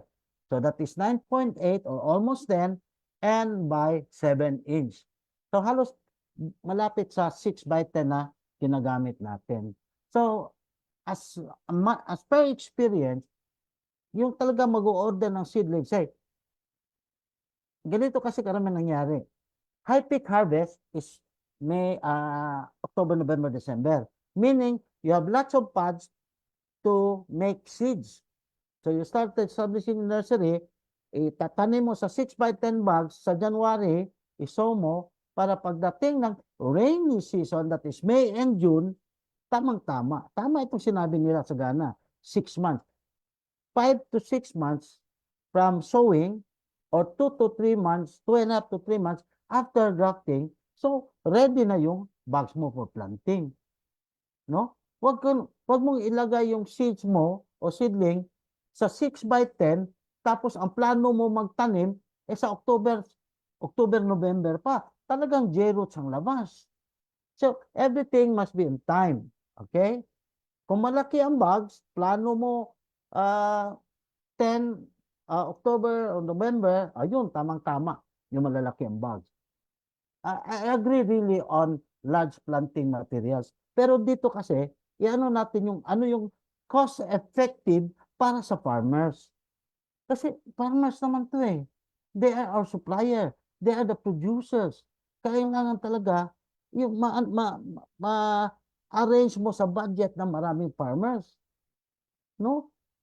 Para hindi siya lalong magiging poor. Okay? Yung kasi, very poor ang mga farmers ng kakao. Kasi nga hindi nasusunod lahat yan. Okay? Next slide please. Oh, ito. I'll give you some plantings na ginamit namin ang 6x10. 1.5-year-old ha. Of course, it has to do also on your whole size. Dito nung ako pa ang technical manager ng Kenemer, we use the 30x40, then we go up to 40x40. Of course, it also depends on your soil type.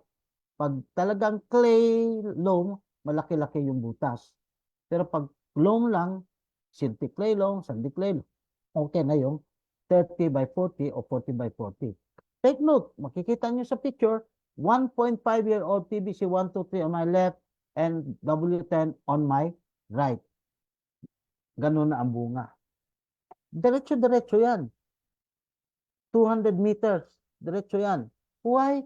Because both are cross-compatible. Kaya ganun siya mamunga. Okay? So, yan. That's one example. Next slide, please.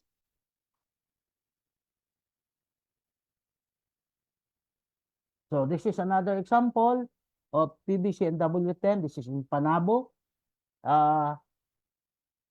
The W10 here is 4 years old and the PVC 123 is 3-year-old. Okay, next. Next, please. So, this is in Samal. On my left is UF18. On my right is W10. So, makikita nyo yung direction ng prolific. Again, sa nursery, ang objective natin sa nursery is really to produce to produce quality planting materials. So meaning, the characteristics of the clones that you are going to sow and deliver to the farmers, one, it should be precocious. What is precocious? Precocious is early maturing. Okay? Second, prolific, marami kong mamunga. Third, consistent, taon-taon na mumunga. May kakao na nagre-relax talaga, lalo na pag walang nutrient management. And take note, I have experience using hybrid seeds na may mga hybrid seeds, bulaklak na bulaklak, hindi namumunga. May hybrid seeds na nagsiril ng marami, hindi lumalaki.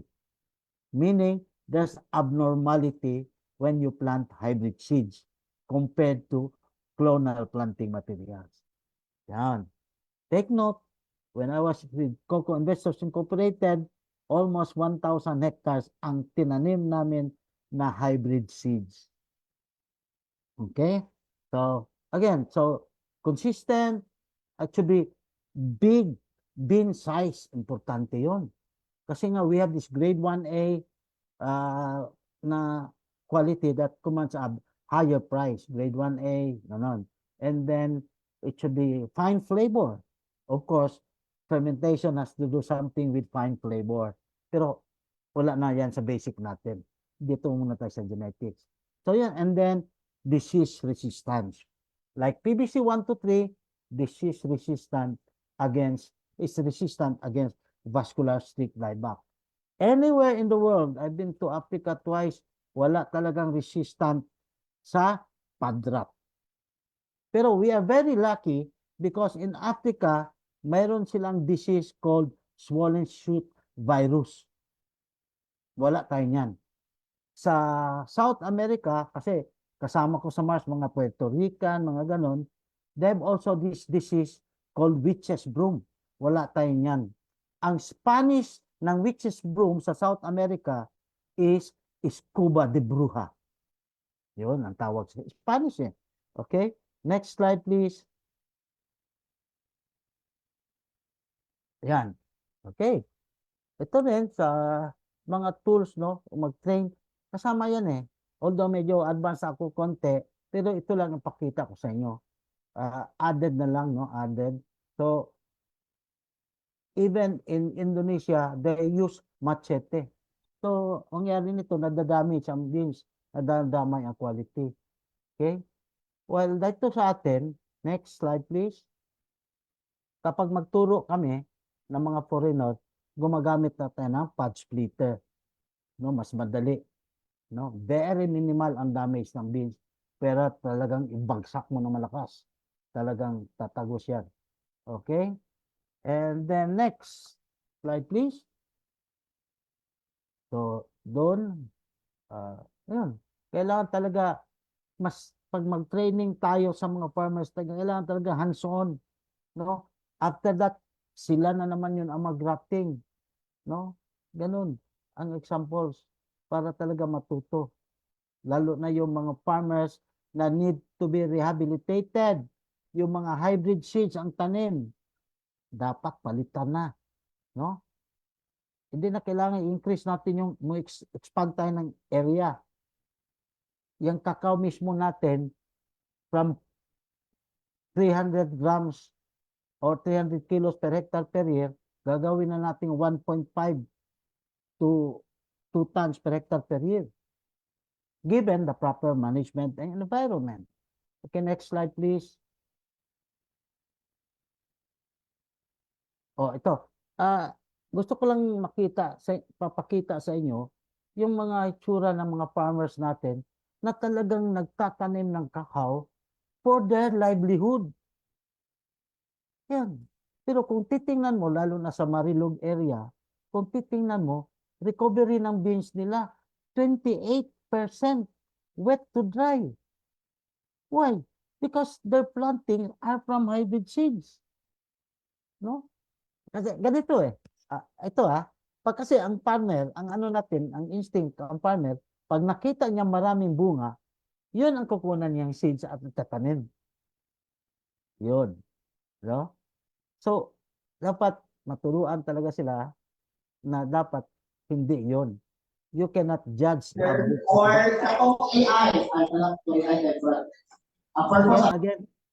Again, turuan natin ang farmer na we should not judge a book by its cover. Yun. No? Katulad na nakita nyo kanina sa mga clonal pods na in-evaluate ng mga farmer mismo. Yun. Ito, schedule pa ito for training. Pag-usapan pa namin kung libre yung training. Kasi kakawa din sila eh. Wala pa atang nakapag-train dito. A little sacrifice para matuto sila ng rehabilitation. Next please. Ayun. So, a typical scenario sa mga malalayong area na mga cacao farmers. Ayun. Karabaw, kasi wala silang mga truck eh. Ang iba niyan, kabayo. Okay? So, but we have to buy their beans kasi nga, pag nangyari yan, wala talaga, walang market ang kakao. Ano mangyari yan? Puputulin yan.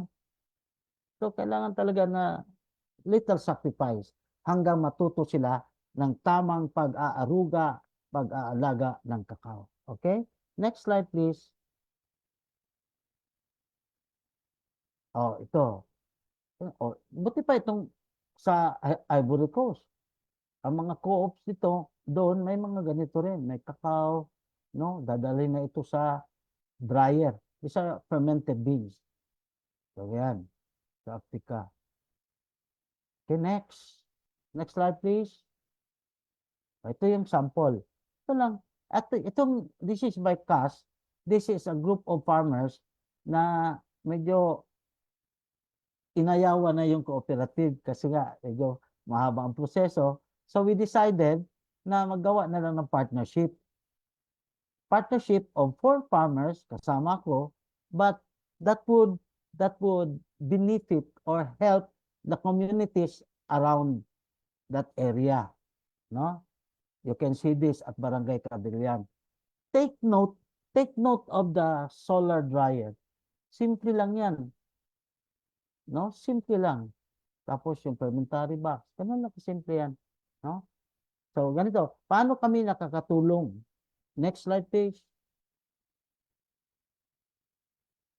Yan. So, yung mga asawa ng mga farmers ng palibot namin, sila rin yung propagator sa mga seedlings. Sila yung naglo-load ng mga ng planting materials to different areas. Pag may shipment kami sa US and Japan, sila rin yung naglo-load. While ang mga asawa nila, yun ang nagsusorting ng beans. So, everybody happy. Kailangan talaga win-win situation palagi, no? Sa mga farmers. Tapos, mayroon pang isa na mga ginagawa ng mga babae. Next slide, please. So hindi. Pero, ang ginagawa din ng mga babae dito, kasi nga, inaano namin yung gender sensitivity ng mga farmers. So, sila rin yung kumukuha ng moisture log. Kasi kailangan nyo sa mga shipment, ang moisture log. Bawat sako ng kakao, kailangan may moisture reading. Of course, tuturuan namin ng farmers na before any shipment, they should learn to pray and lay hands before shipment. Hindi, okay, kakao na, no way. Nandun dapat ang praying. Why? Kasi ito yung sabi ng ating Bible. Yung sabi ng Panginoon. Next slide, please. The hardworking farmer should be the first to receive a share of the crops. That is 2 Timothy 2 verse 6. Maraming salamat po at magandang hapon sa ating lahat. God bless to both of your hands. Thank you, MJ. Thank you. Thank you very much, Sir Peter Cruz, for that very extensive presentation, no, on basics of cacao farm establishment. I understand many of our viewers and many of our Zoom participants are aching already to ask questions and be clarified on the presentation. So we are now open for questions and clarifications on the presentation done by Mr. Peter Cruz. We will be acknowledging our participants who wish to ask questions. Open ask questions with Mr. Peter Cruz. Okay, so do we have questions ready? You may raise your hands in order for you to be recognized, please.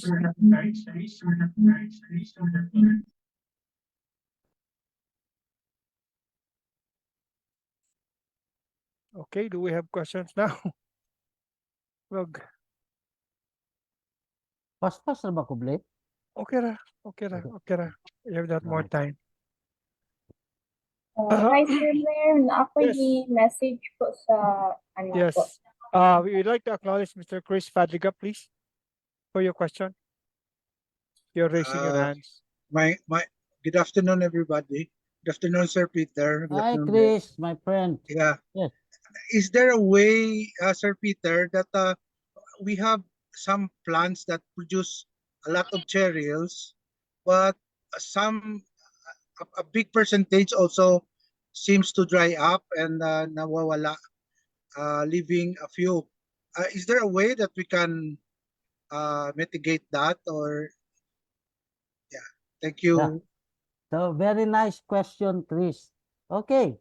Although there is that so-called thinning mechanism sa mga cacao trees, but one thing sure, to reduce that cereal wilting, you have to use boron. Boron, as well as calcium. Okay. What's the function? Boron is makes the pollen grains viable. Okay? Viable. So sa Ilonggo pa, pagtupa sang pollen grains dito sa babae, piho buros gid mo. That would reduce the cereal wilting. Again, the what you call this, the role or the function of calcium. That's why I'm recommending every 2 weeks spraying of calcium boron or anything that has calcium, because calcium strengthens the plant cell walls. Once it's strengthened, any disease cannot pierce, they call it pierce through the cell wall. Kaya tuloy-tuloy ang pamumunga. Cannot pierce through the wall. And other function of calcium, kasi nga, it helps also in the increment of the pollen tube. Okay, take note ha. If this is the female part, the stigma, the style and the stigma of the ovary, paghatid ng pollinator sa pollen grains, didikit yun sa style. Okay? Pero, hindi siya agad makapasok. There has something to be, to germinate. Pag dumikit na yung pollen sa style, yung parte ng babae, nag-germinate yan. Nag-uunahan yan sila papasok sa mga ovules. And that the element or the nutrient that will cause its fast germination of the pollen tube to the ovule is calcium. And take note, walang magiging bunga sa kakao pag walang at least 20 pollen grains na makapasok sa ovary. It takes 20 pollen grains. Kaya nga, kailangan talagang marami ang pollinator. No?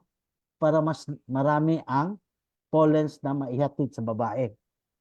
Parang ano rin sa tao, di ba? Mag-uunahan yung sperm cell papunta sa ovule o sa, sa egg cell. So, ganun din. Pero you have to consider the boron. Kasi most of our commercial fertilizer, wala kang makikitang boron eh. Say, complete 14-14. There's no boron. 0060, there's no boron. Asin lang yan sa potassium, 4600. Pero, pag mayroong mga boron like Yara Winner or Nitrabor, ito yung mga mineral fertilizers that has boron. Plus yung calcium, boron, I think this distributor nito ay Sagrex, yun, foliar spray. Pero, take note, kasi nga, we have maulan na season, always take in mind to add sticker or adjuvant when foliar spraying with calcium boron. No?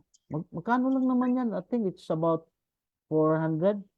So, 80 ml per knapsack load. So, marami ka nagagawa. Pero, ang time mo for foliar spraying with calcium boron and with zinc as well, ang time mo is from May, that's the start of the flowering after the low peak harvest, from May to September. Pagdating ng October, November, December, stop foliar spraying. Why? Malalaki na yung bunga eh. It's already almost matured. Huwag ka na mag-spray. Then after the high peak, mag-flowering na naman yan, mag-start ng December, yung naunang na-harvest, yun man ang mamulaklak. So, tirahin mo na uli ng calcium boron from January to March. April, May, June, wag na. Wag na. Lalo na April, May, kasi nga, or April, March, April. I mean, March, April, kasi nga, matured na yung pods. Okay? Yun lang. Calcium and boron. Thank you very much, kaibigan. Sir Peter. Welcome. Thank you, Sir Chris, for the question. Before entertaining the three guys who have raised their hands here, we have another question from our chat box from Eric Dakinag. Ano pong variety that is good for low land and hot temperature? Is it BR25, BF18, or PBC 123 for low land and hot temperature? Okay.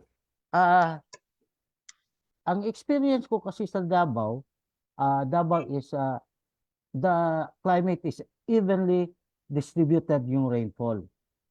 So, even at 800 meters above sea level, yung clones na BR, UF, W10, okay rin sa lowland na 150 to 200 meters above sea level.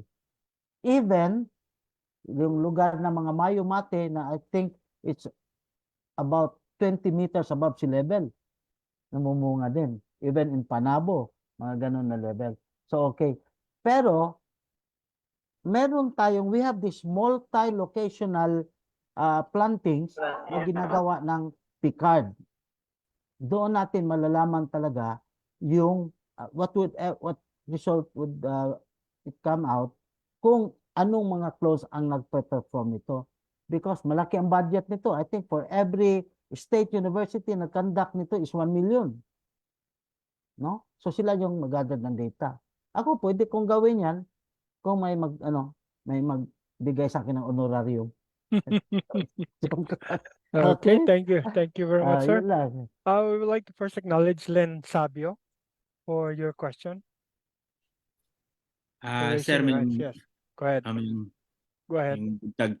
Kuan lang, mangutan ako kinakita sa mga pictures, sir, katong bunga may plastic. So dapat ba may plastic o wala? Okay. Ito. During my time with the Kuangko group of companies, kasi we planted 1,500 hectares of cacao under coconuts. After our Mindanao planting. Sa Mindanao talaga, dalawa lang. Nung konti pa lang, we do sleeving using plastic. No seal plastic. Para hindi talaga mag-accumulate yung water sa bottom. That would cause pad rot. So, pero later on, marami ng bunga, we opted to do insecticide spraying. Ang effective talaga na time for insecticide spraying was every week. Sinubukan namin every 2 weeks, wala. Kasi nga, marami pa rin ang damage kasi nga, called this, ang efficacy or stability ng insecticide sa bunga ng cacao is 1 week. So pag umulan yan, wash out yan. So, yun na.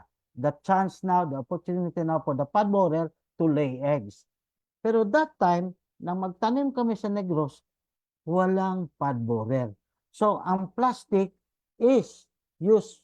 We recommend really the plastic 6 by 12 yung dimensions. 6 by 12 inches. We recommend that for small farmers. No? Kasi hindi na talaga kaya sa plantations. Small farmers. This is 6 by 12 kasi nga may mga bunga lalo ng UF18 talagang malaki, especially when well managed, may nutrients, may pruning, ganon, well managed talaga, yun lumalampas sa size. Kaya nga dapat 12. Kung 6 by 10 lalampas talaga. So that is to protect the pods from this dreaded cacao pod borer. No? Yun purpose. Sinubukan din namin ng 100 hectares during my time with the Kuangko group of companies.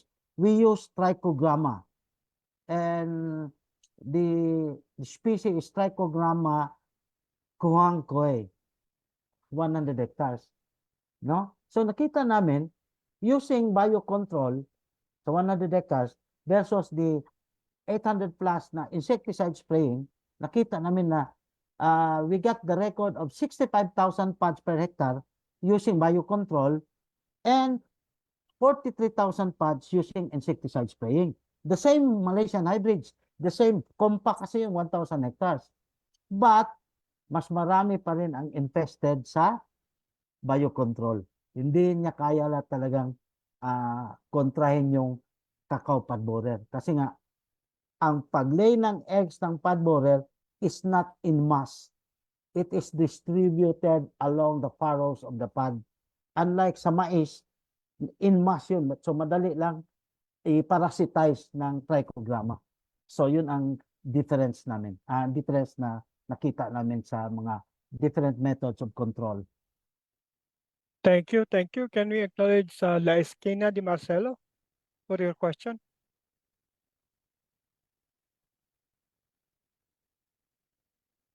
Mukhang nawawala. So, we have Yes, sir. Yes, sir. Narinig na?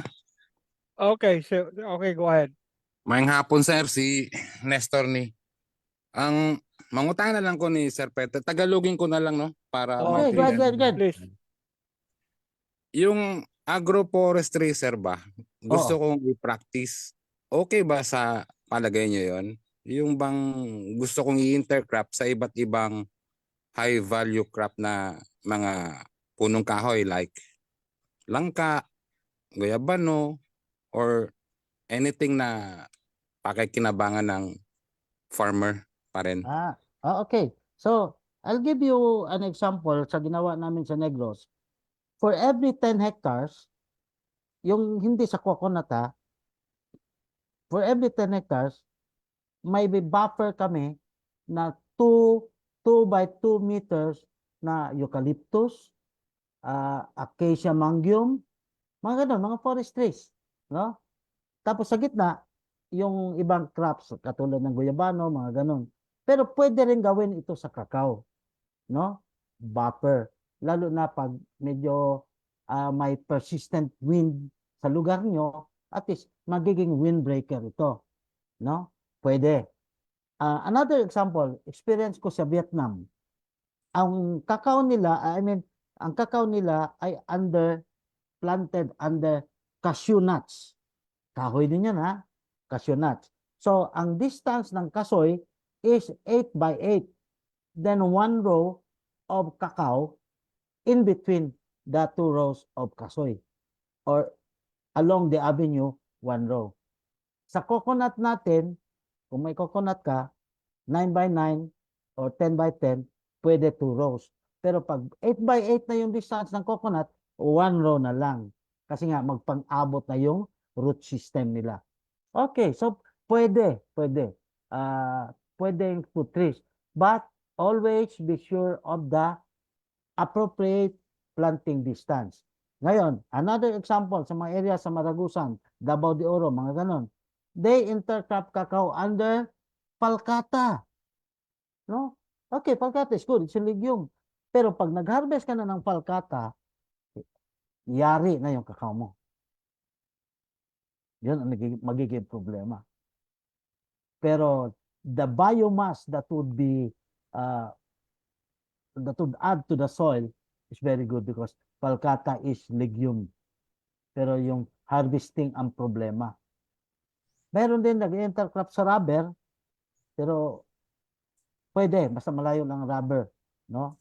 Meron diyan sa research area ng Davao. Pero take note, pag gagawa ka ng post-harvest facility sa tabi ng rubber mo, I advise na huwag mong gagawin.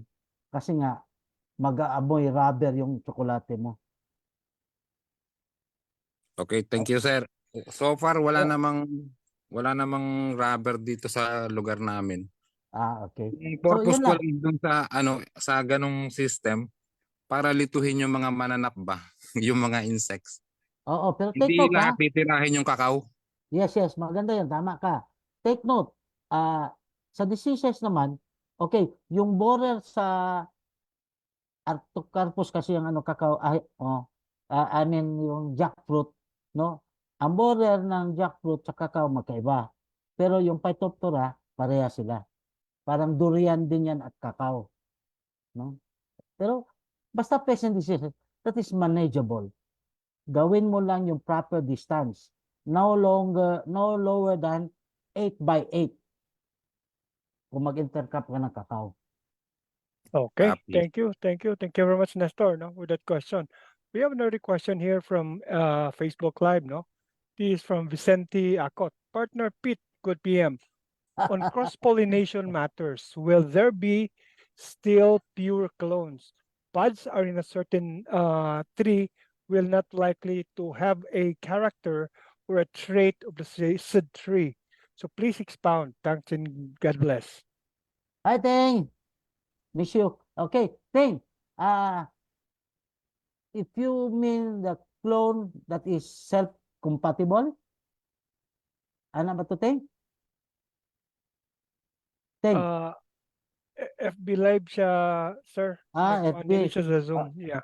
Okay. Here's an example. We don't really plant one clone that is self-compatible like PVC 123. Why? That would result to inbreeding. No, there will be, when it's inbreeding, there's a depression. Unlike cross, there's hybrid vigor kasi nag-cross. Although the character is still the mother character is still dominant. Okay. Another thing, if there's an epidemic, may sakit na iisang clone lang yan, madaling ma-wipe out yan. Just like our experience sa Cavendish bananas. Cavendish banana in Davao now is a dying industry. Monoculture.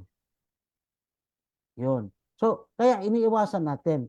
Lalo na dito sa atin, may vascular stick dieback. If you plant PBC 123, which is resistant to VSD, that will serve as a buffer. So, walang talagang significant increase ng vascular stick dieback infection if there is rows that are resistant to vascular stick dieback like PBC 123. So, Thank yun. you, thank you. Yes, Okay. thank you. We have Miss, what's this? Victoria Vergara Dahario. You're acknowledged. Please raise your question. Good afternoon, sir. Romeo po. I'm sorry. Okay, This is- Romeo, sir. Sorry. Hey, Romy, go ahead. Ano po, sir? Good afternoon. Una po, sir, itanong pala yan nung pangalawang tanong ko, pero ituloy ko na lang po yung pagtanong ko. Go ahead po. 2019, October, nakapagtanim po ako ng 300 puno na UF18. So, nung kumalma ang pandemic, sa Biliran Island Province po, sa Bisaya. Biliran. Cebu? Pero, Biliran. Bohol na. Hindi. Norte ng Leyte po yan, sir. Tapit ng Leyte. Biliran Leyte. Okay. Biliran Okay. Island. Nandun po yung tanim ko. Actually, nandito ako sa Angeles City. So, nung pagkalma ng pandemic, sa tuwa ko, nung binisita ko, talagang nagsimula siya ng makapal na pamulaklak. Okay. Diba, mga 3 to 4 months, inaasahan na po sanang makapag-ani. So, unfortunately, at nakakalungkot, iba po ba ang padborer o padrat? Magkaiba po? Magkaiba. Yung padborer is peste, yung padrat ay sakit. So, ano po ang umatake? Dahil maliliit pa, wala talaga pong natutuyo lang. Yun ang isa. Yung isang rason po niyan, yun na nga, may mga mangyaring una, yung compatibility problem. Kasi kung puro UF lang, kukulangin talaga, no? Kukulangin. Maaring ang makapag-pollinate lang yung first 1 foot sa puno mo. Baka magkaiba. So, yun ang isang problema. Second, nutrient management mo. Ngayon na, nagtanong ni kaibigang Chris kanina, you should add calcium and boron para talaga tuloy-tuloy ang pamamunga. Pero sir, I'll tell you, kahit dyan sa Cebu, maraming nagtanim ng puro UF, no? Katulad doon kay Florentino Reyes, yun, puro UF. Talagang worried siya dahil very low productivity. So I suggest na tuloy mo lang yung UF18 mo, then after every 2 rows, lalagyan mo, mag-side graft po kayo ng ibang clone.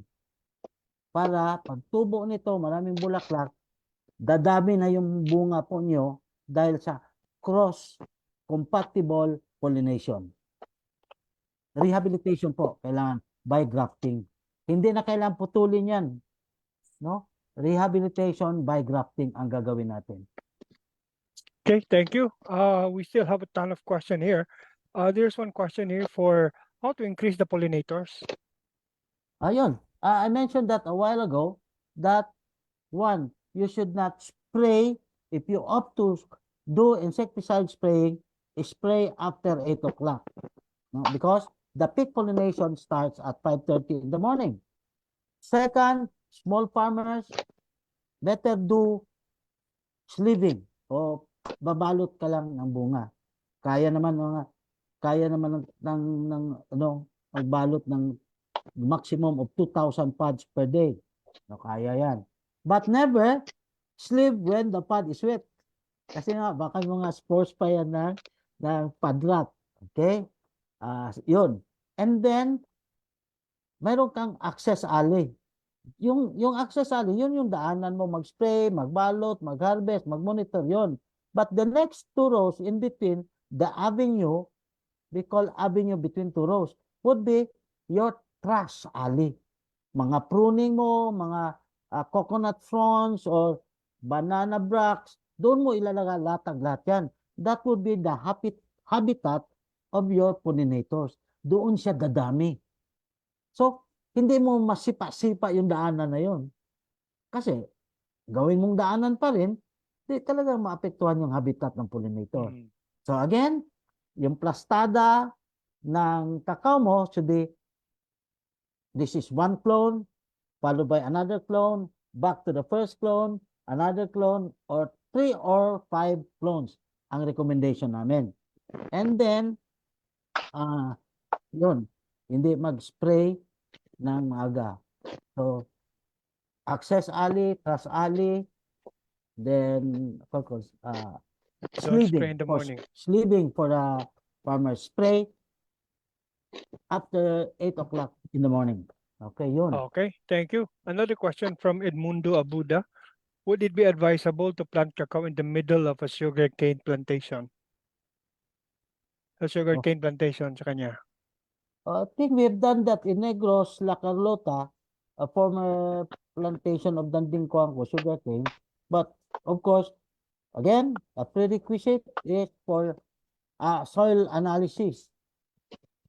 Soil analysis. Then, plant shade first. Kasi, after sugarcane, talagang open yan eh.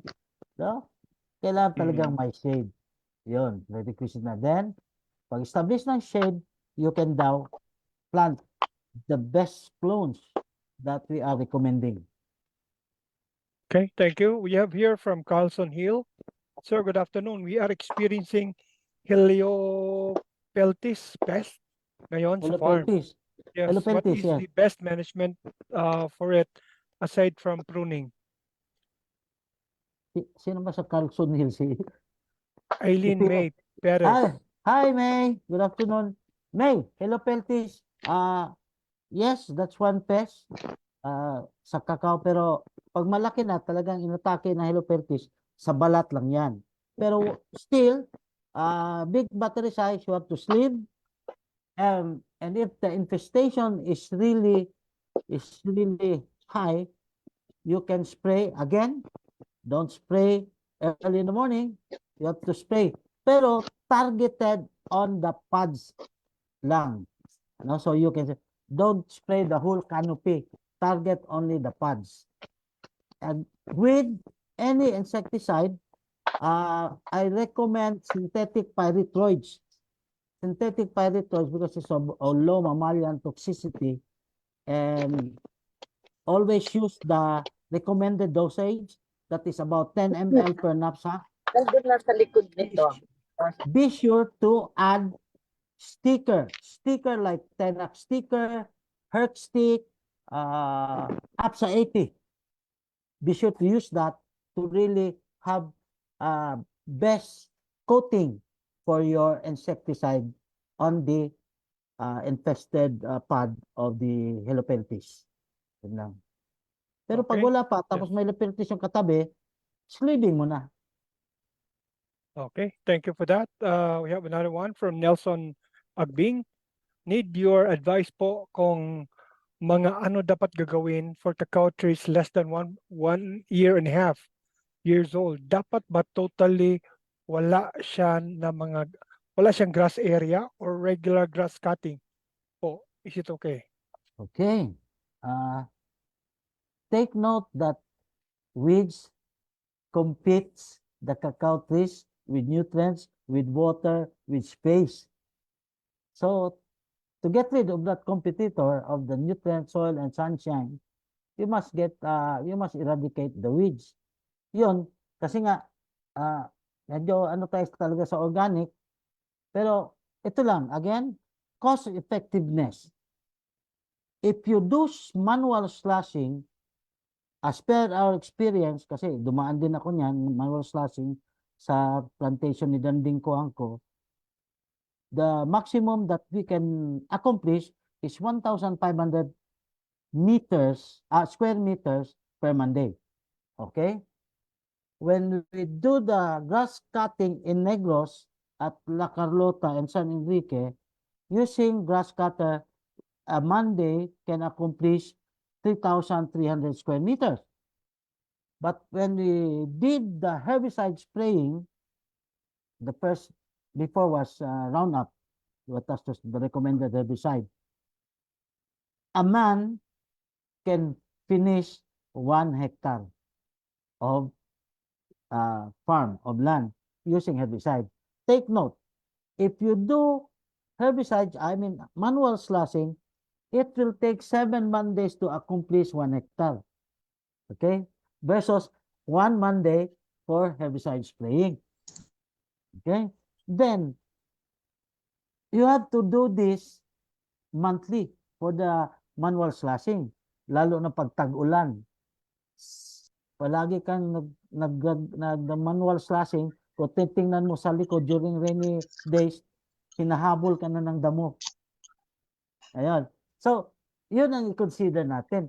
Anyway, may mga farmers magtanong, paano yung pollinators? Nag-spray ka ng herbicide. Take note, ang flowering talaga for the productive stage is nasa mga 2 years or 18 months. The least, no? 18 months.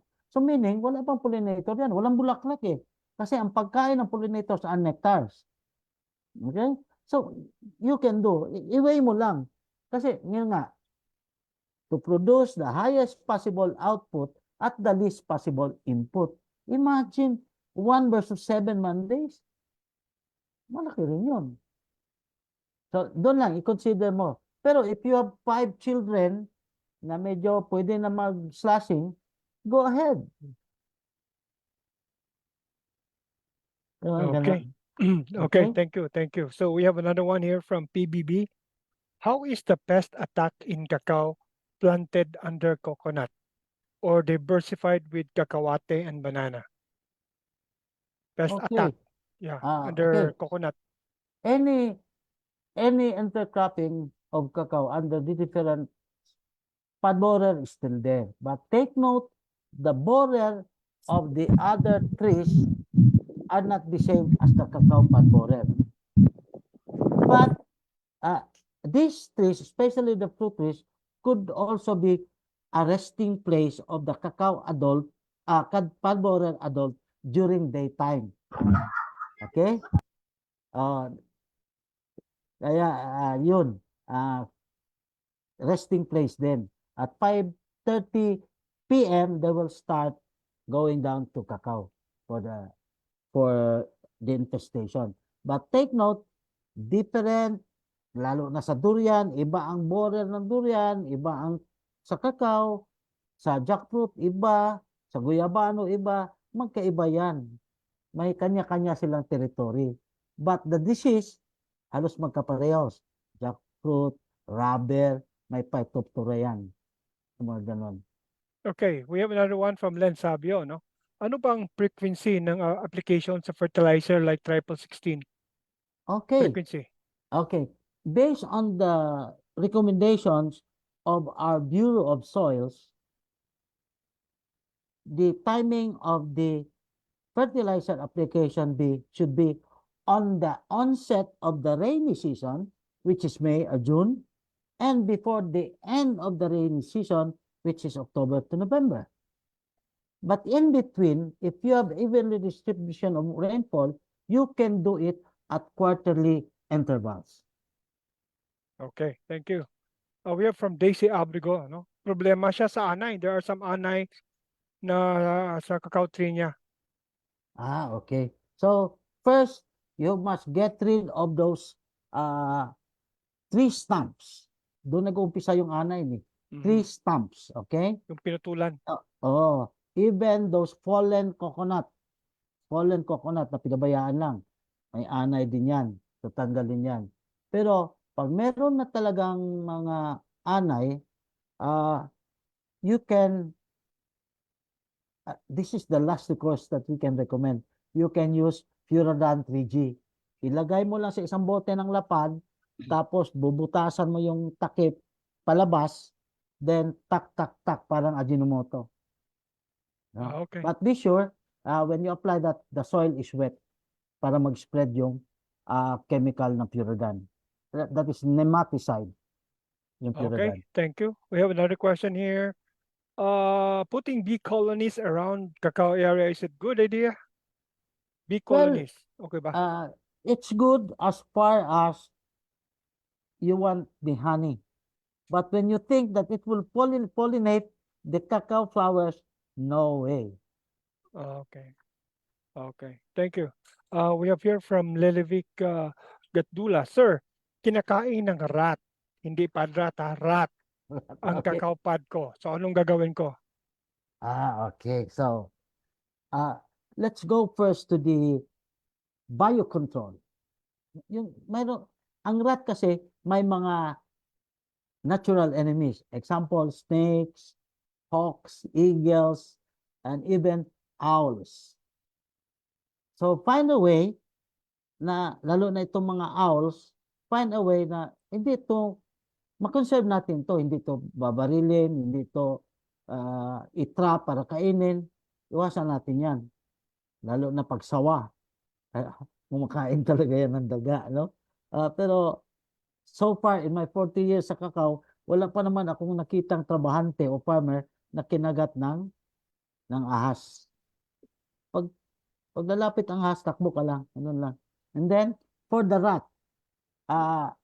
as per data sa Israel, because they use rat as natural enemies, they use owls, the barn owls, to control the rat infestation in Israel on their date palms. A pair of owls can capture 2,500 owls a year. Mhm. Yun ang effectiveness ng owl. Kaya yung mga owl doon sa Israel, they made nests para lalong dumami. No? Ayun, yun ang isa. So, again, there's the last recourse, using poison. If you use poison, don't use the acute poison like zinc phosphide. Kasi nga, matalino ang mga daga. Pag nakita nilang namatayan sa tabi ng rat bait mo, namatay yung magbabalita na yan. Pare, wala, hindi yan. May lason dyan, hindi pesta yan.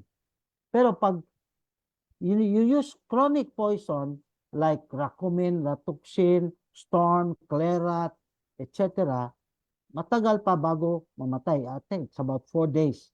No? So, chronic poison. So, mas effective yun kaysa acute poison. So, yun lang. Okay, thank you. We have one from, yeah, sure. One more Go ahead, thing go ahead. there. Kailangan Go lang talaga malinis yung area mo. Ha?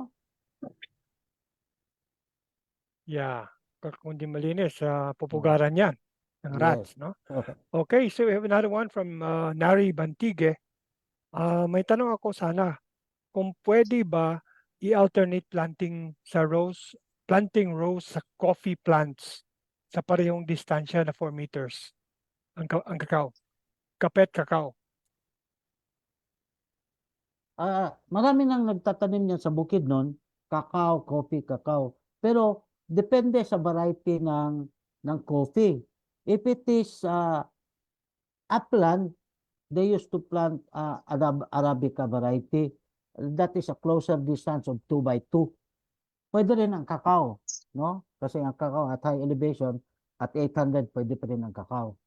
So, but on lower elevation, ang recommended talaga ng mga coffee institutions is to plant 3 by 3 pag robusta. Pwede. But take note lang na especially during harvesting, halos pareha lang yan ng nutrition. Pero during harvesting, yon magkaiba na yon ang sistema ng harvesting. Okay? Okay, Pero thank pwede. you. Pwede. Okay, so we have more. Can I plant cacao in between mango trees, and pwede ba itatanim, Sir Pete, sa mabato na lupa ang cacao? Cacao in between mango and pwede ba ang mabato na lugar? Ito na yon unahin ko yung mango. Sa mango kasi, ang sa akin personally, ang ayaw ko lang talaga, Kasi nga, marami na tayong experience na we ship mangoes to other countries na reject because of the high MRL, the maximum residual levels. Ang mangga kasi, kahit binalot mo pa, tuloy pa rin ang pag-spray. Lots of insecticides and chemicals are being used to produce mango. Yan, ang isa. So, if you have cacao underneath the mango, aside from the canopy that really would shade the cacao, talagang baka ma-MRL din yan. Di ba? So, yun ang inawasan namin, intercropping. So, I don't recommend planting of cacao under mango. The other question, The other question is, magtanim sa mabato na lupa. Okay. Depende sa bato, ha? Depende sa bato. Kasi nga, okay, ganito. The best for cacao, it has a depth of topsoil, no? Topsoil na 1.5 meters. At least 1.5 meters. Pwede siyang may mga bato, pero loose. Loose. Kasi alam mo naman yung ugat, talaga nakapasok. Pero katulad sa Cebu, so I think that's somewhere in Cebu, na talaga, gusto, libre daw kasi yung lupa, pwedeng patamnan. Pero nang puntahan ko, ang bato, it's a bed of rock. Hindi talaga pwede. Bedrock. So, yung may lupa pa, hindi lang May lupa rock. pa, oo. Okay. Okay, we have one here from GLB, no? Sir, isa po ako na nais mag-start ng kakao sa Abra. Please advise niyo po ako and may mga nagiging successful na ba po sa Abra ng cacao farming? Okay, Meron ba sa Abra? I'm sorry to tell this, but I've not been to Abra. Okay. But Okay. I heard of a lot of farms somewhere in Cagayan Valley. Okay. Lalo na sa Gataran, sa Ilagan. Kasi nga, itong area na ito, maraming nagtanim kasi nga, it falls within the climate 4 ng Pilipinas. Okay. Pero Abra, hindi ko masyadong kabisado yung climate. And I'm not Okay. been there also. Okay, another question from Lady Leopardas. In pod sleeving ba, pwede bang hindi plastic ang gamitin? Meron ba alternative tayo in order for us to lessen plastic waste sa sleeving natin? Okay. May mga farmers na na gumagamit ng papel, parang sa ampalaya. Papel. Ang Okay. problema, hindi kasi nila nakikita kung talaga hinog na. Resulting to overripe. Pag overripe na yung pods, mag-germinate na yan. And it will lead to low quality beans na. Kasi germinated na eh. Okay? But we Lalabas here na. in Davao, we are now using oxo biodegradable plastic. Okay, Meron na as kami dito. alternative. Hindi yung plastic na gamitin. Okay. Oxo biodegradable. Yan yung ginagamit ng mga roast bake shop, mga pandipane, mga ganun. Okay, we have another one here from Albert G. Good PM, Sir Peter. Pwede po ba mag-alaga ng free-range chicken at other small animals sa ilalim ng cacao trees? Pwede. Pero ito lang yung experience ko. Kasi nga, we are supplying fermented cacao beans to Askinosie Tsokolate sa Missouri, USA. So, he used to visit cacao farms before the shipment of his beans. So, after inspection of his beans, we go to the different farms.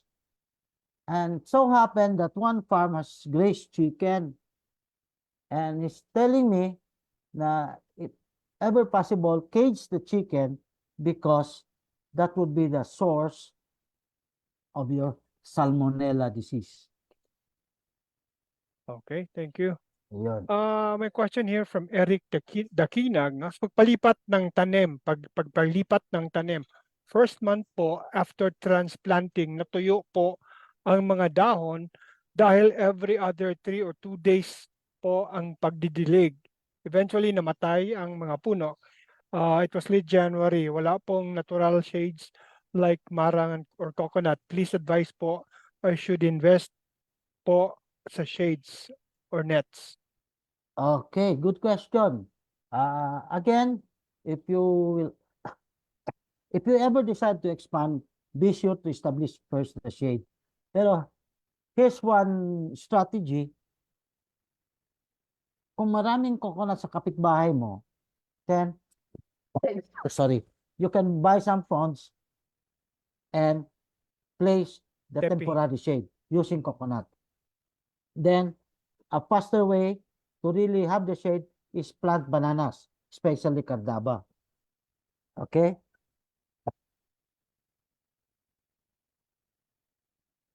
Ganon. Why fronds? Because fronds will protect your plant, your cacao, from too much radiation. Then, after watering, since there's a frond facing east and west, since there's a frond that gives the shade, it will retain the soil moisture. There will be moisture retention.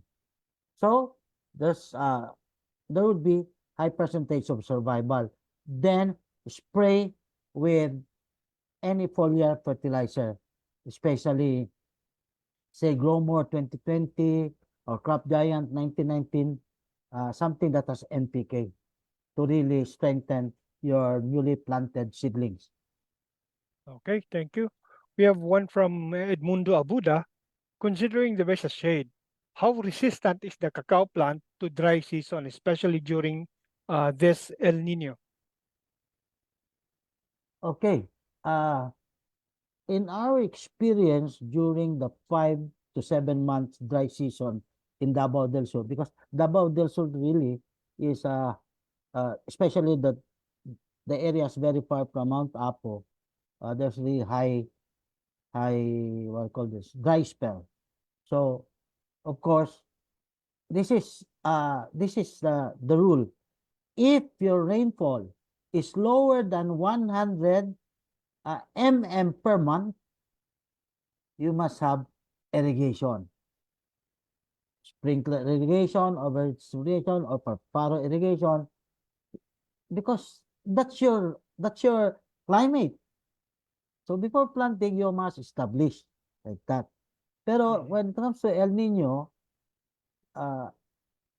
really, when it reaches about 3 to 5 months dry spell, you are right. Leaves will start to drop off. Okay. Here's a question here about black ants. Paano yan? Black ants. I used to ask the farmer, are black ants pests or not? You know what's the usual answer? Peste. Bakit? Kasi nangangagat. Okay, farmer, we are talking of pest sa cacao, hindi sa tao. Okay? So meaning, black ants is a natural enemy of the cacao pod borer. I've experienced that, especially during nighttime, when the larva of the pod borer goes out of the pod. Pag makita ng black ants, ano pa sa black ants sa atin? Okay, black ants. Okay, black ants. Omegas. No, then, sulom. We call that sulom here. So, pag once makita ng ano yan, langgam o black ants, talagang kakainin nila hanggang ninipis yung larva. Minsan, isang squad, pagtulungan nila isa kang larva. Meaning, it is a natural enemy because it will infest on cacao pod borer larva. Friends siya, natural enemy ang black ants. Basin Okay. hakot. Thank you. Basin Hakot. Yeah, hakot. Hakot is Yeah. crazy ants. Oh, yeah. It's the black one. Hakot is different from black ants. Okay, iba. Black ants is friendly. Friendly yung baka, sabi niya. Kanya ang Insect. hakot. Hakot kay mukaon po na siya na magputi-puti bitaw sa pads. So meaning, friendly kay ang puti-puti is millibugs. Yes, sir. Oh, Friendly sa cacao. friendly Okay. sa Ano siya sa Okay. Thank Okay. you. Thank you. Could you possibly give us a ballpark figure on the market price of selling wet beans and dried beans of cacao? Ballpark lang. Okay, so Ngayon, the, sa the Davao. Davao City, the price now is in the average of 48 pesos per kilowatt. Wet yun. Wet beans. Wet beans. Okay, yung dry. Yung Fermented dry, na. unfermented, nasa mga 140, 135. Pero Fermented. yung fermented, the selling price of the cooperatives is from 215 to 225. Okay. Fermented, grade Oh. 1A. Okay. Walang halong bato, ha? Walang halong no adulteration. Ay, take Oh, note, take note. May mga farmers na nababasa ko sa Facebook or some nursery operators, they are selling durian cacao. What is that? Please, durian cacao. This is Theobroma bicolor. Cacao is Theobroma cacao. That is the one for chocolate. But Theobroma bicolor is adulteration. Ito yung ginagamit, tawag nila sa South America, patakste. So, ginahalo nila ito sa mga cacao beans to add weight. Okay. Parang sa cacao farmers natin, na dati, kung wala pa talagang training, ang wet beans, for every sack of wet beans, they add one gallon of water. Mga ganun ba? Okay, So, para bugat. to add weight. Yeah. to add Some weight. farmers add salt para bumigat. Okay. I think we have a ton of question here regarding where could our viewing and listening audience get planting materials of cacao, no? As far as we know, we are only getting it from Davao. So do you have any other area aside from Davao to get planting materials, PBC 123, yung DF18, tsaka ibang pa mga clones at varieties aside from Davao? So sa Luzon area, meron ba tayong mga accredited something doon? Sorry, I don't have knowledge on the nurseries in Luzon, but there are from Luzon that used to buy seeds from us, okay? Because that's always our recommendation. When you are far from Davao, establish your own nursery. So to minimize your planting shocks, mortalities like that during travel, or even hot weather during travel. So establish your own nursery, buy the seeds from us. After 3 months from sowing, you can buy the bud stick from us of the different clones. Then we will agree on the price. So that's better than waiting for the seedlings. Although palagay ko may nakakalusot, pero the problem is that kung pinagtaniman ng cacao from Davao, may mga saging, the soil is Sakit ba yan? may sakit yun ng fusarium or Panama disease. Panama? Maring malipas. Sa cacao, walang problema. Pero pag may katabing saging, yari na saging. So that's why we are buying cacao seedlings without soil in Davao. That's it. Yan ba yun? Okay. So, without soil. Pwedeng rooted, bare root. Again. Pwedeng bare root. Mm-hmm. Pero the best talaga, just like what Lamak is doing. They buy seeds from us, pre-germinated seeds. They sow in the nursery. Then afterwards, they buy bud stick. So they get bud sticks from Davao. Yes. Okay, and seeds from Davao. Okay, I think the Philippine Cacao Council and the Philippine Cacao Association has been encouraging the regions and the provinces, no, to also develop cacao nurseries, no, because there are many regions now who are now having cacao projects, no. So I think to be imperative to encourage investors on cacao nurseries, no. So I think the Department of Agriculture and the PCIA and the PCIC in your regions are working together on that. So you may coordinate if you also want to invest to be a nursery operator or a supplier of planting materials. That would be a good investment area also for cacao. No? Okay, so organic farming practices in cacao production. Do you recommend some? Yes, Yep. we are now on the study together with my farmer research assistant. Okay, farmers. We are now using trichogramma and the mycorrhiza. That is UPLB technology.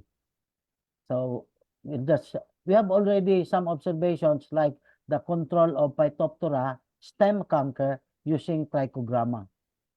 But we have to establish first the yield using these microorganisms as promotes nutrition. Mm. Okay. Yung first pruning ng cacao, kailan ba yun? Yes. 3 months after planting, you must undergo what we call this tip pruning. Why?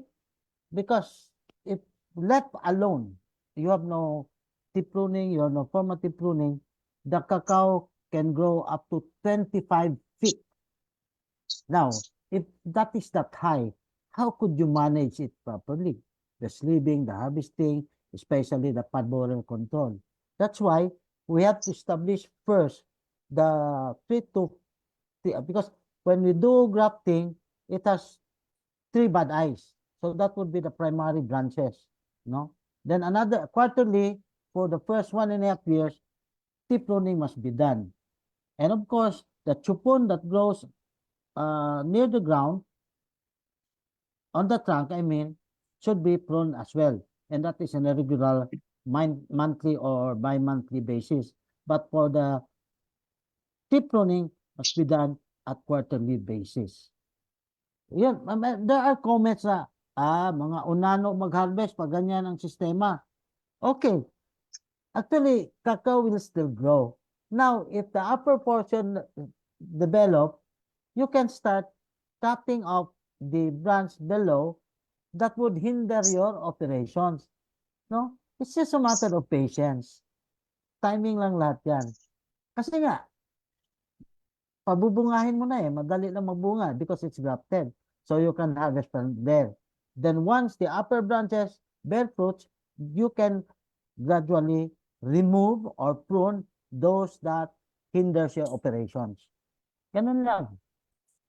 Okay, we have another question here from FB Live, no?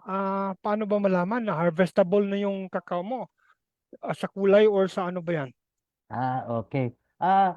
Actually, sa studies and data, 5 to 6 months from flowering, that means when say flowering, there is compatible pollination, it will take 5 to 6 months. 5 when there's quite dry weather and if it's rainy, it goes to 6 or depending also on the elevation. And for the green pods, when it's ripe, you can start the pigmentation, I mean the yellowing along the furrows, yung parang kanal sa bunga ng cacao. That will turn yellow. For the red pods, it will turn to orange. Okay? But the harvestable must be of 75% ripeness. Yun ang recommendation natin. Yung soil stability, though we encourage them to have their soil tested, no? Of Pero course. you recommend on the soil suitability for cacao. Okay, prerequisite really is soil analysis. You must know your pH, your soil type, and the levels of nutrients needed by the cacao. So anything that has loam, sandy loam, clay loam, synthetic clay loam, clay loam, as long as there's loam, that's suitable for cacao. But for clay, medyo mahirap. Kaya nga, itong mga clay areas namin dito sa Marilog, because high rainfall also contribute to the unsuitability of this cacao on clay soils. Kaya nga, better soils must be must have the long time. Okay, so thank you very much for that. So I think we have covered the afternoon very extensively. We have the longest running time in our UKT. It's already 4:14, no? So we are very much thankful for Sir Peter Cruz for his time and expertise shared to us and shared to everyone listening and watching on today's episode of Usapang Kakao at Tsokolate. So at this point, my dear friends, please allow me to give our certificate of appreciation to our resource person for this afternoon, Mr. Peter Cruz.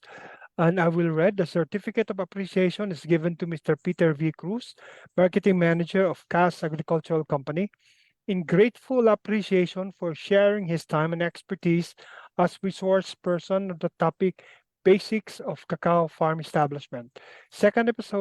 During the second episode of the Usapang Kakao at Tsokolate Season 4 webinar series, held on March 6, 2024 via Zoom and Facebook Live, given the 6th day of March 2024, signed Consul Army Lopez Garcia, Chairperson, Philippine Cacao Industry Council, and President of the Philippine Cacao Industry Association. So in behalf of PCIC and PCIA, we wish to express our deepest gratitude to Sir Peter for his time and expertise shared to us this afternoon. Thank you, Blair. Thank you, Ma'am Army. Thank you, PCIA, PCIC. And thank you, farmers. Thank you, Sir Peter. Thank you. Thank you. But before we have our closing statements, closing statements, we would like again to invite everyone for our Season 4 of UKT Episode 3. Our topic is on soil, water, and nutrient management. This will be done by the chair of the Department of Soil Science of the University of Southern Mindanao on the topic soil, water, and nutrient management. So we would like to invite everyone on Wednesday, April 3, 2024, still at 1:30 to 4 p.m. for the Season 4 and Episode 3 of Usapang Kakao at Tsokolate. Thank you very much. So at this point, my dear friends, we will now be having the closing statements. Do we have Mr. Guevara joining us in the closing statements? The regional chair of Region 5.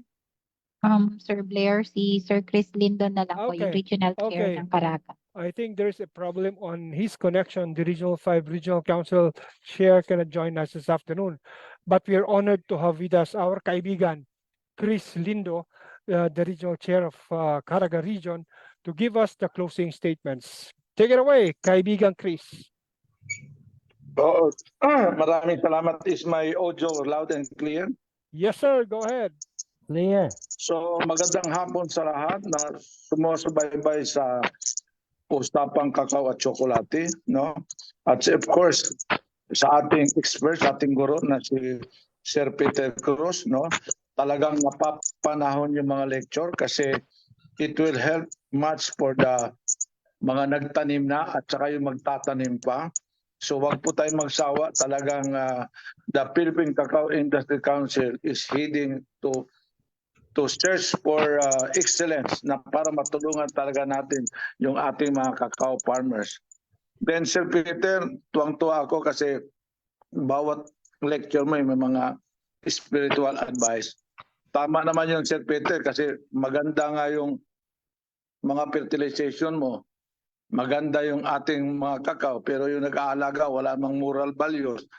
Baka it will also happen. So that is parallel to our taking off kasi tayo mga nagtatanim ng cacao, tayo rin ang mga we are parenting our trees, no, para talaga it will yield more.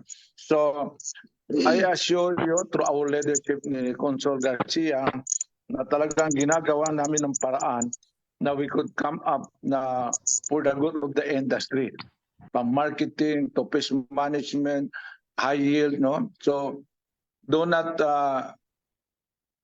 huwag kayong magsawa, contact our industry council kasi para we will connect you to the right person na magbigay sa iyo ng mga payo para umunlad yung ating mga farm.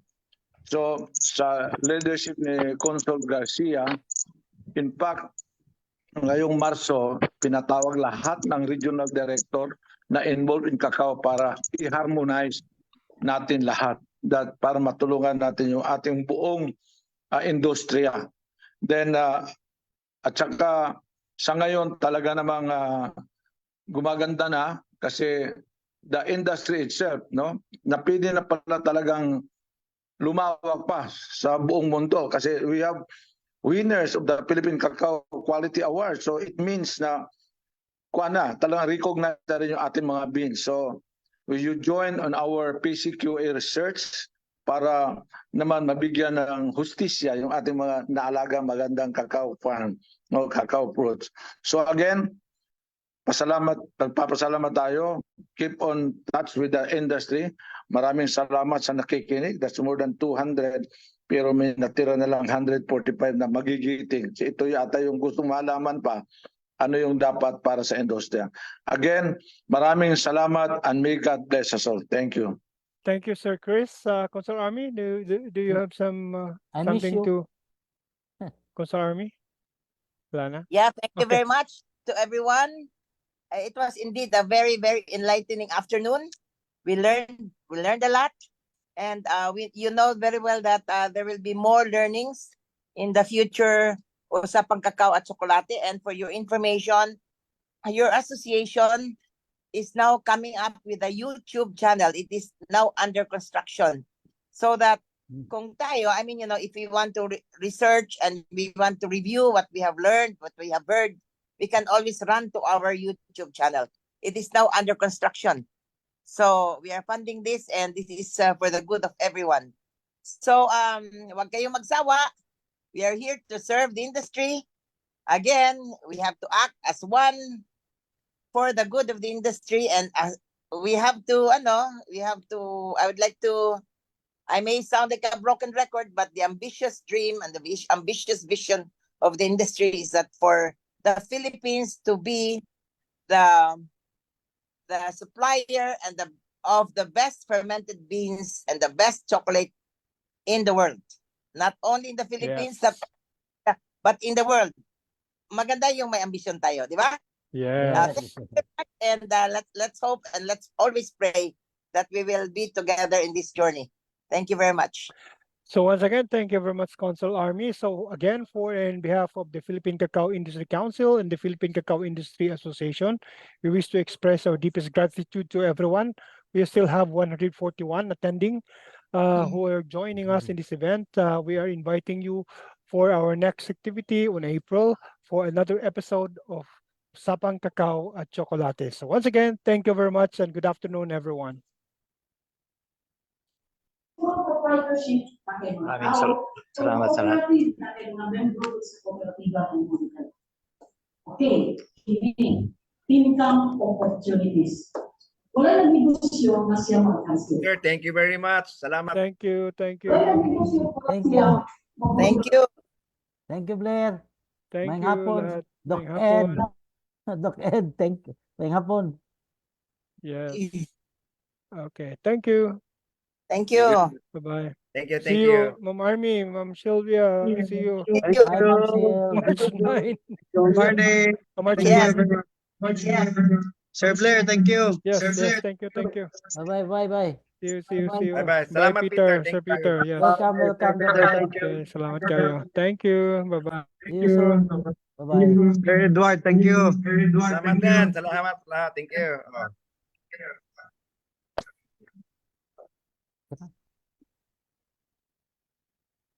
Closing music, MJ, wala? Extra. Okay. Thank you. Bye-bye.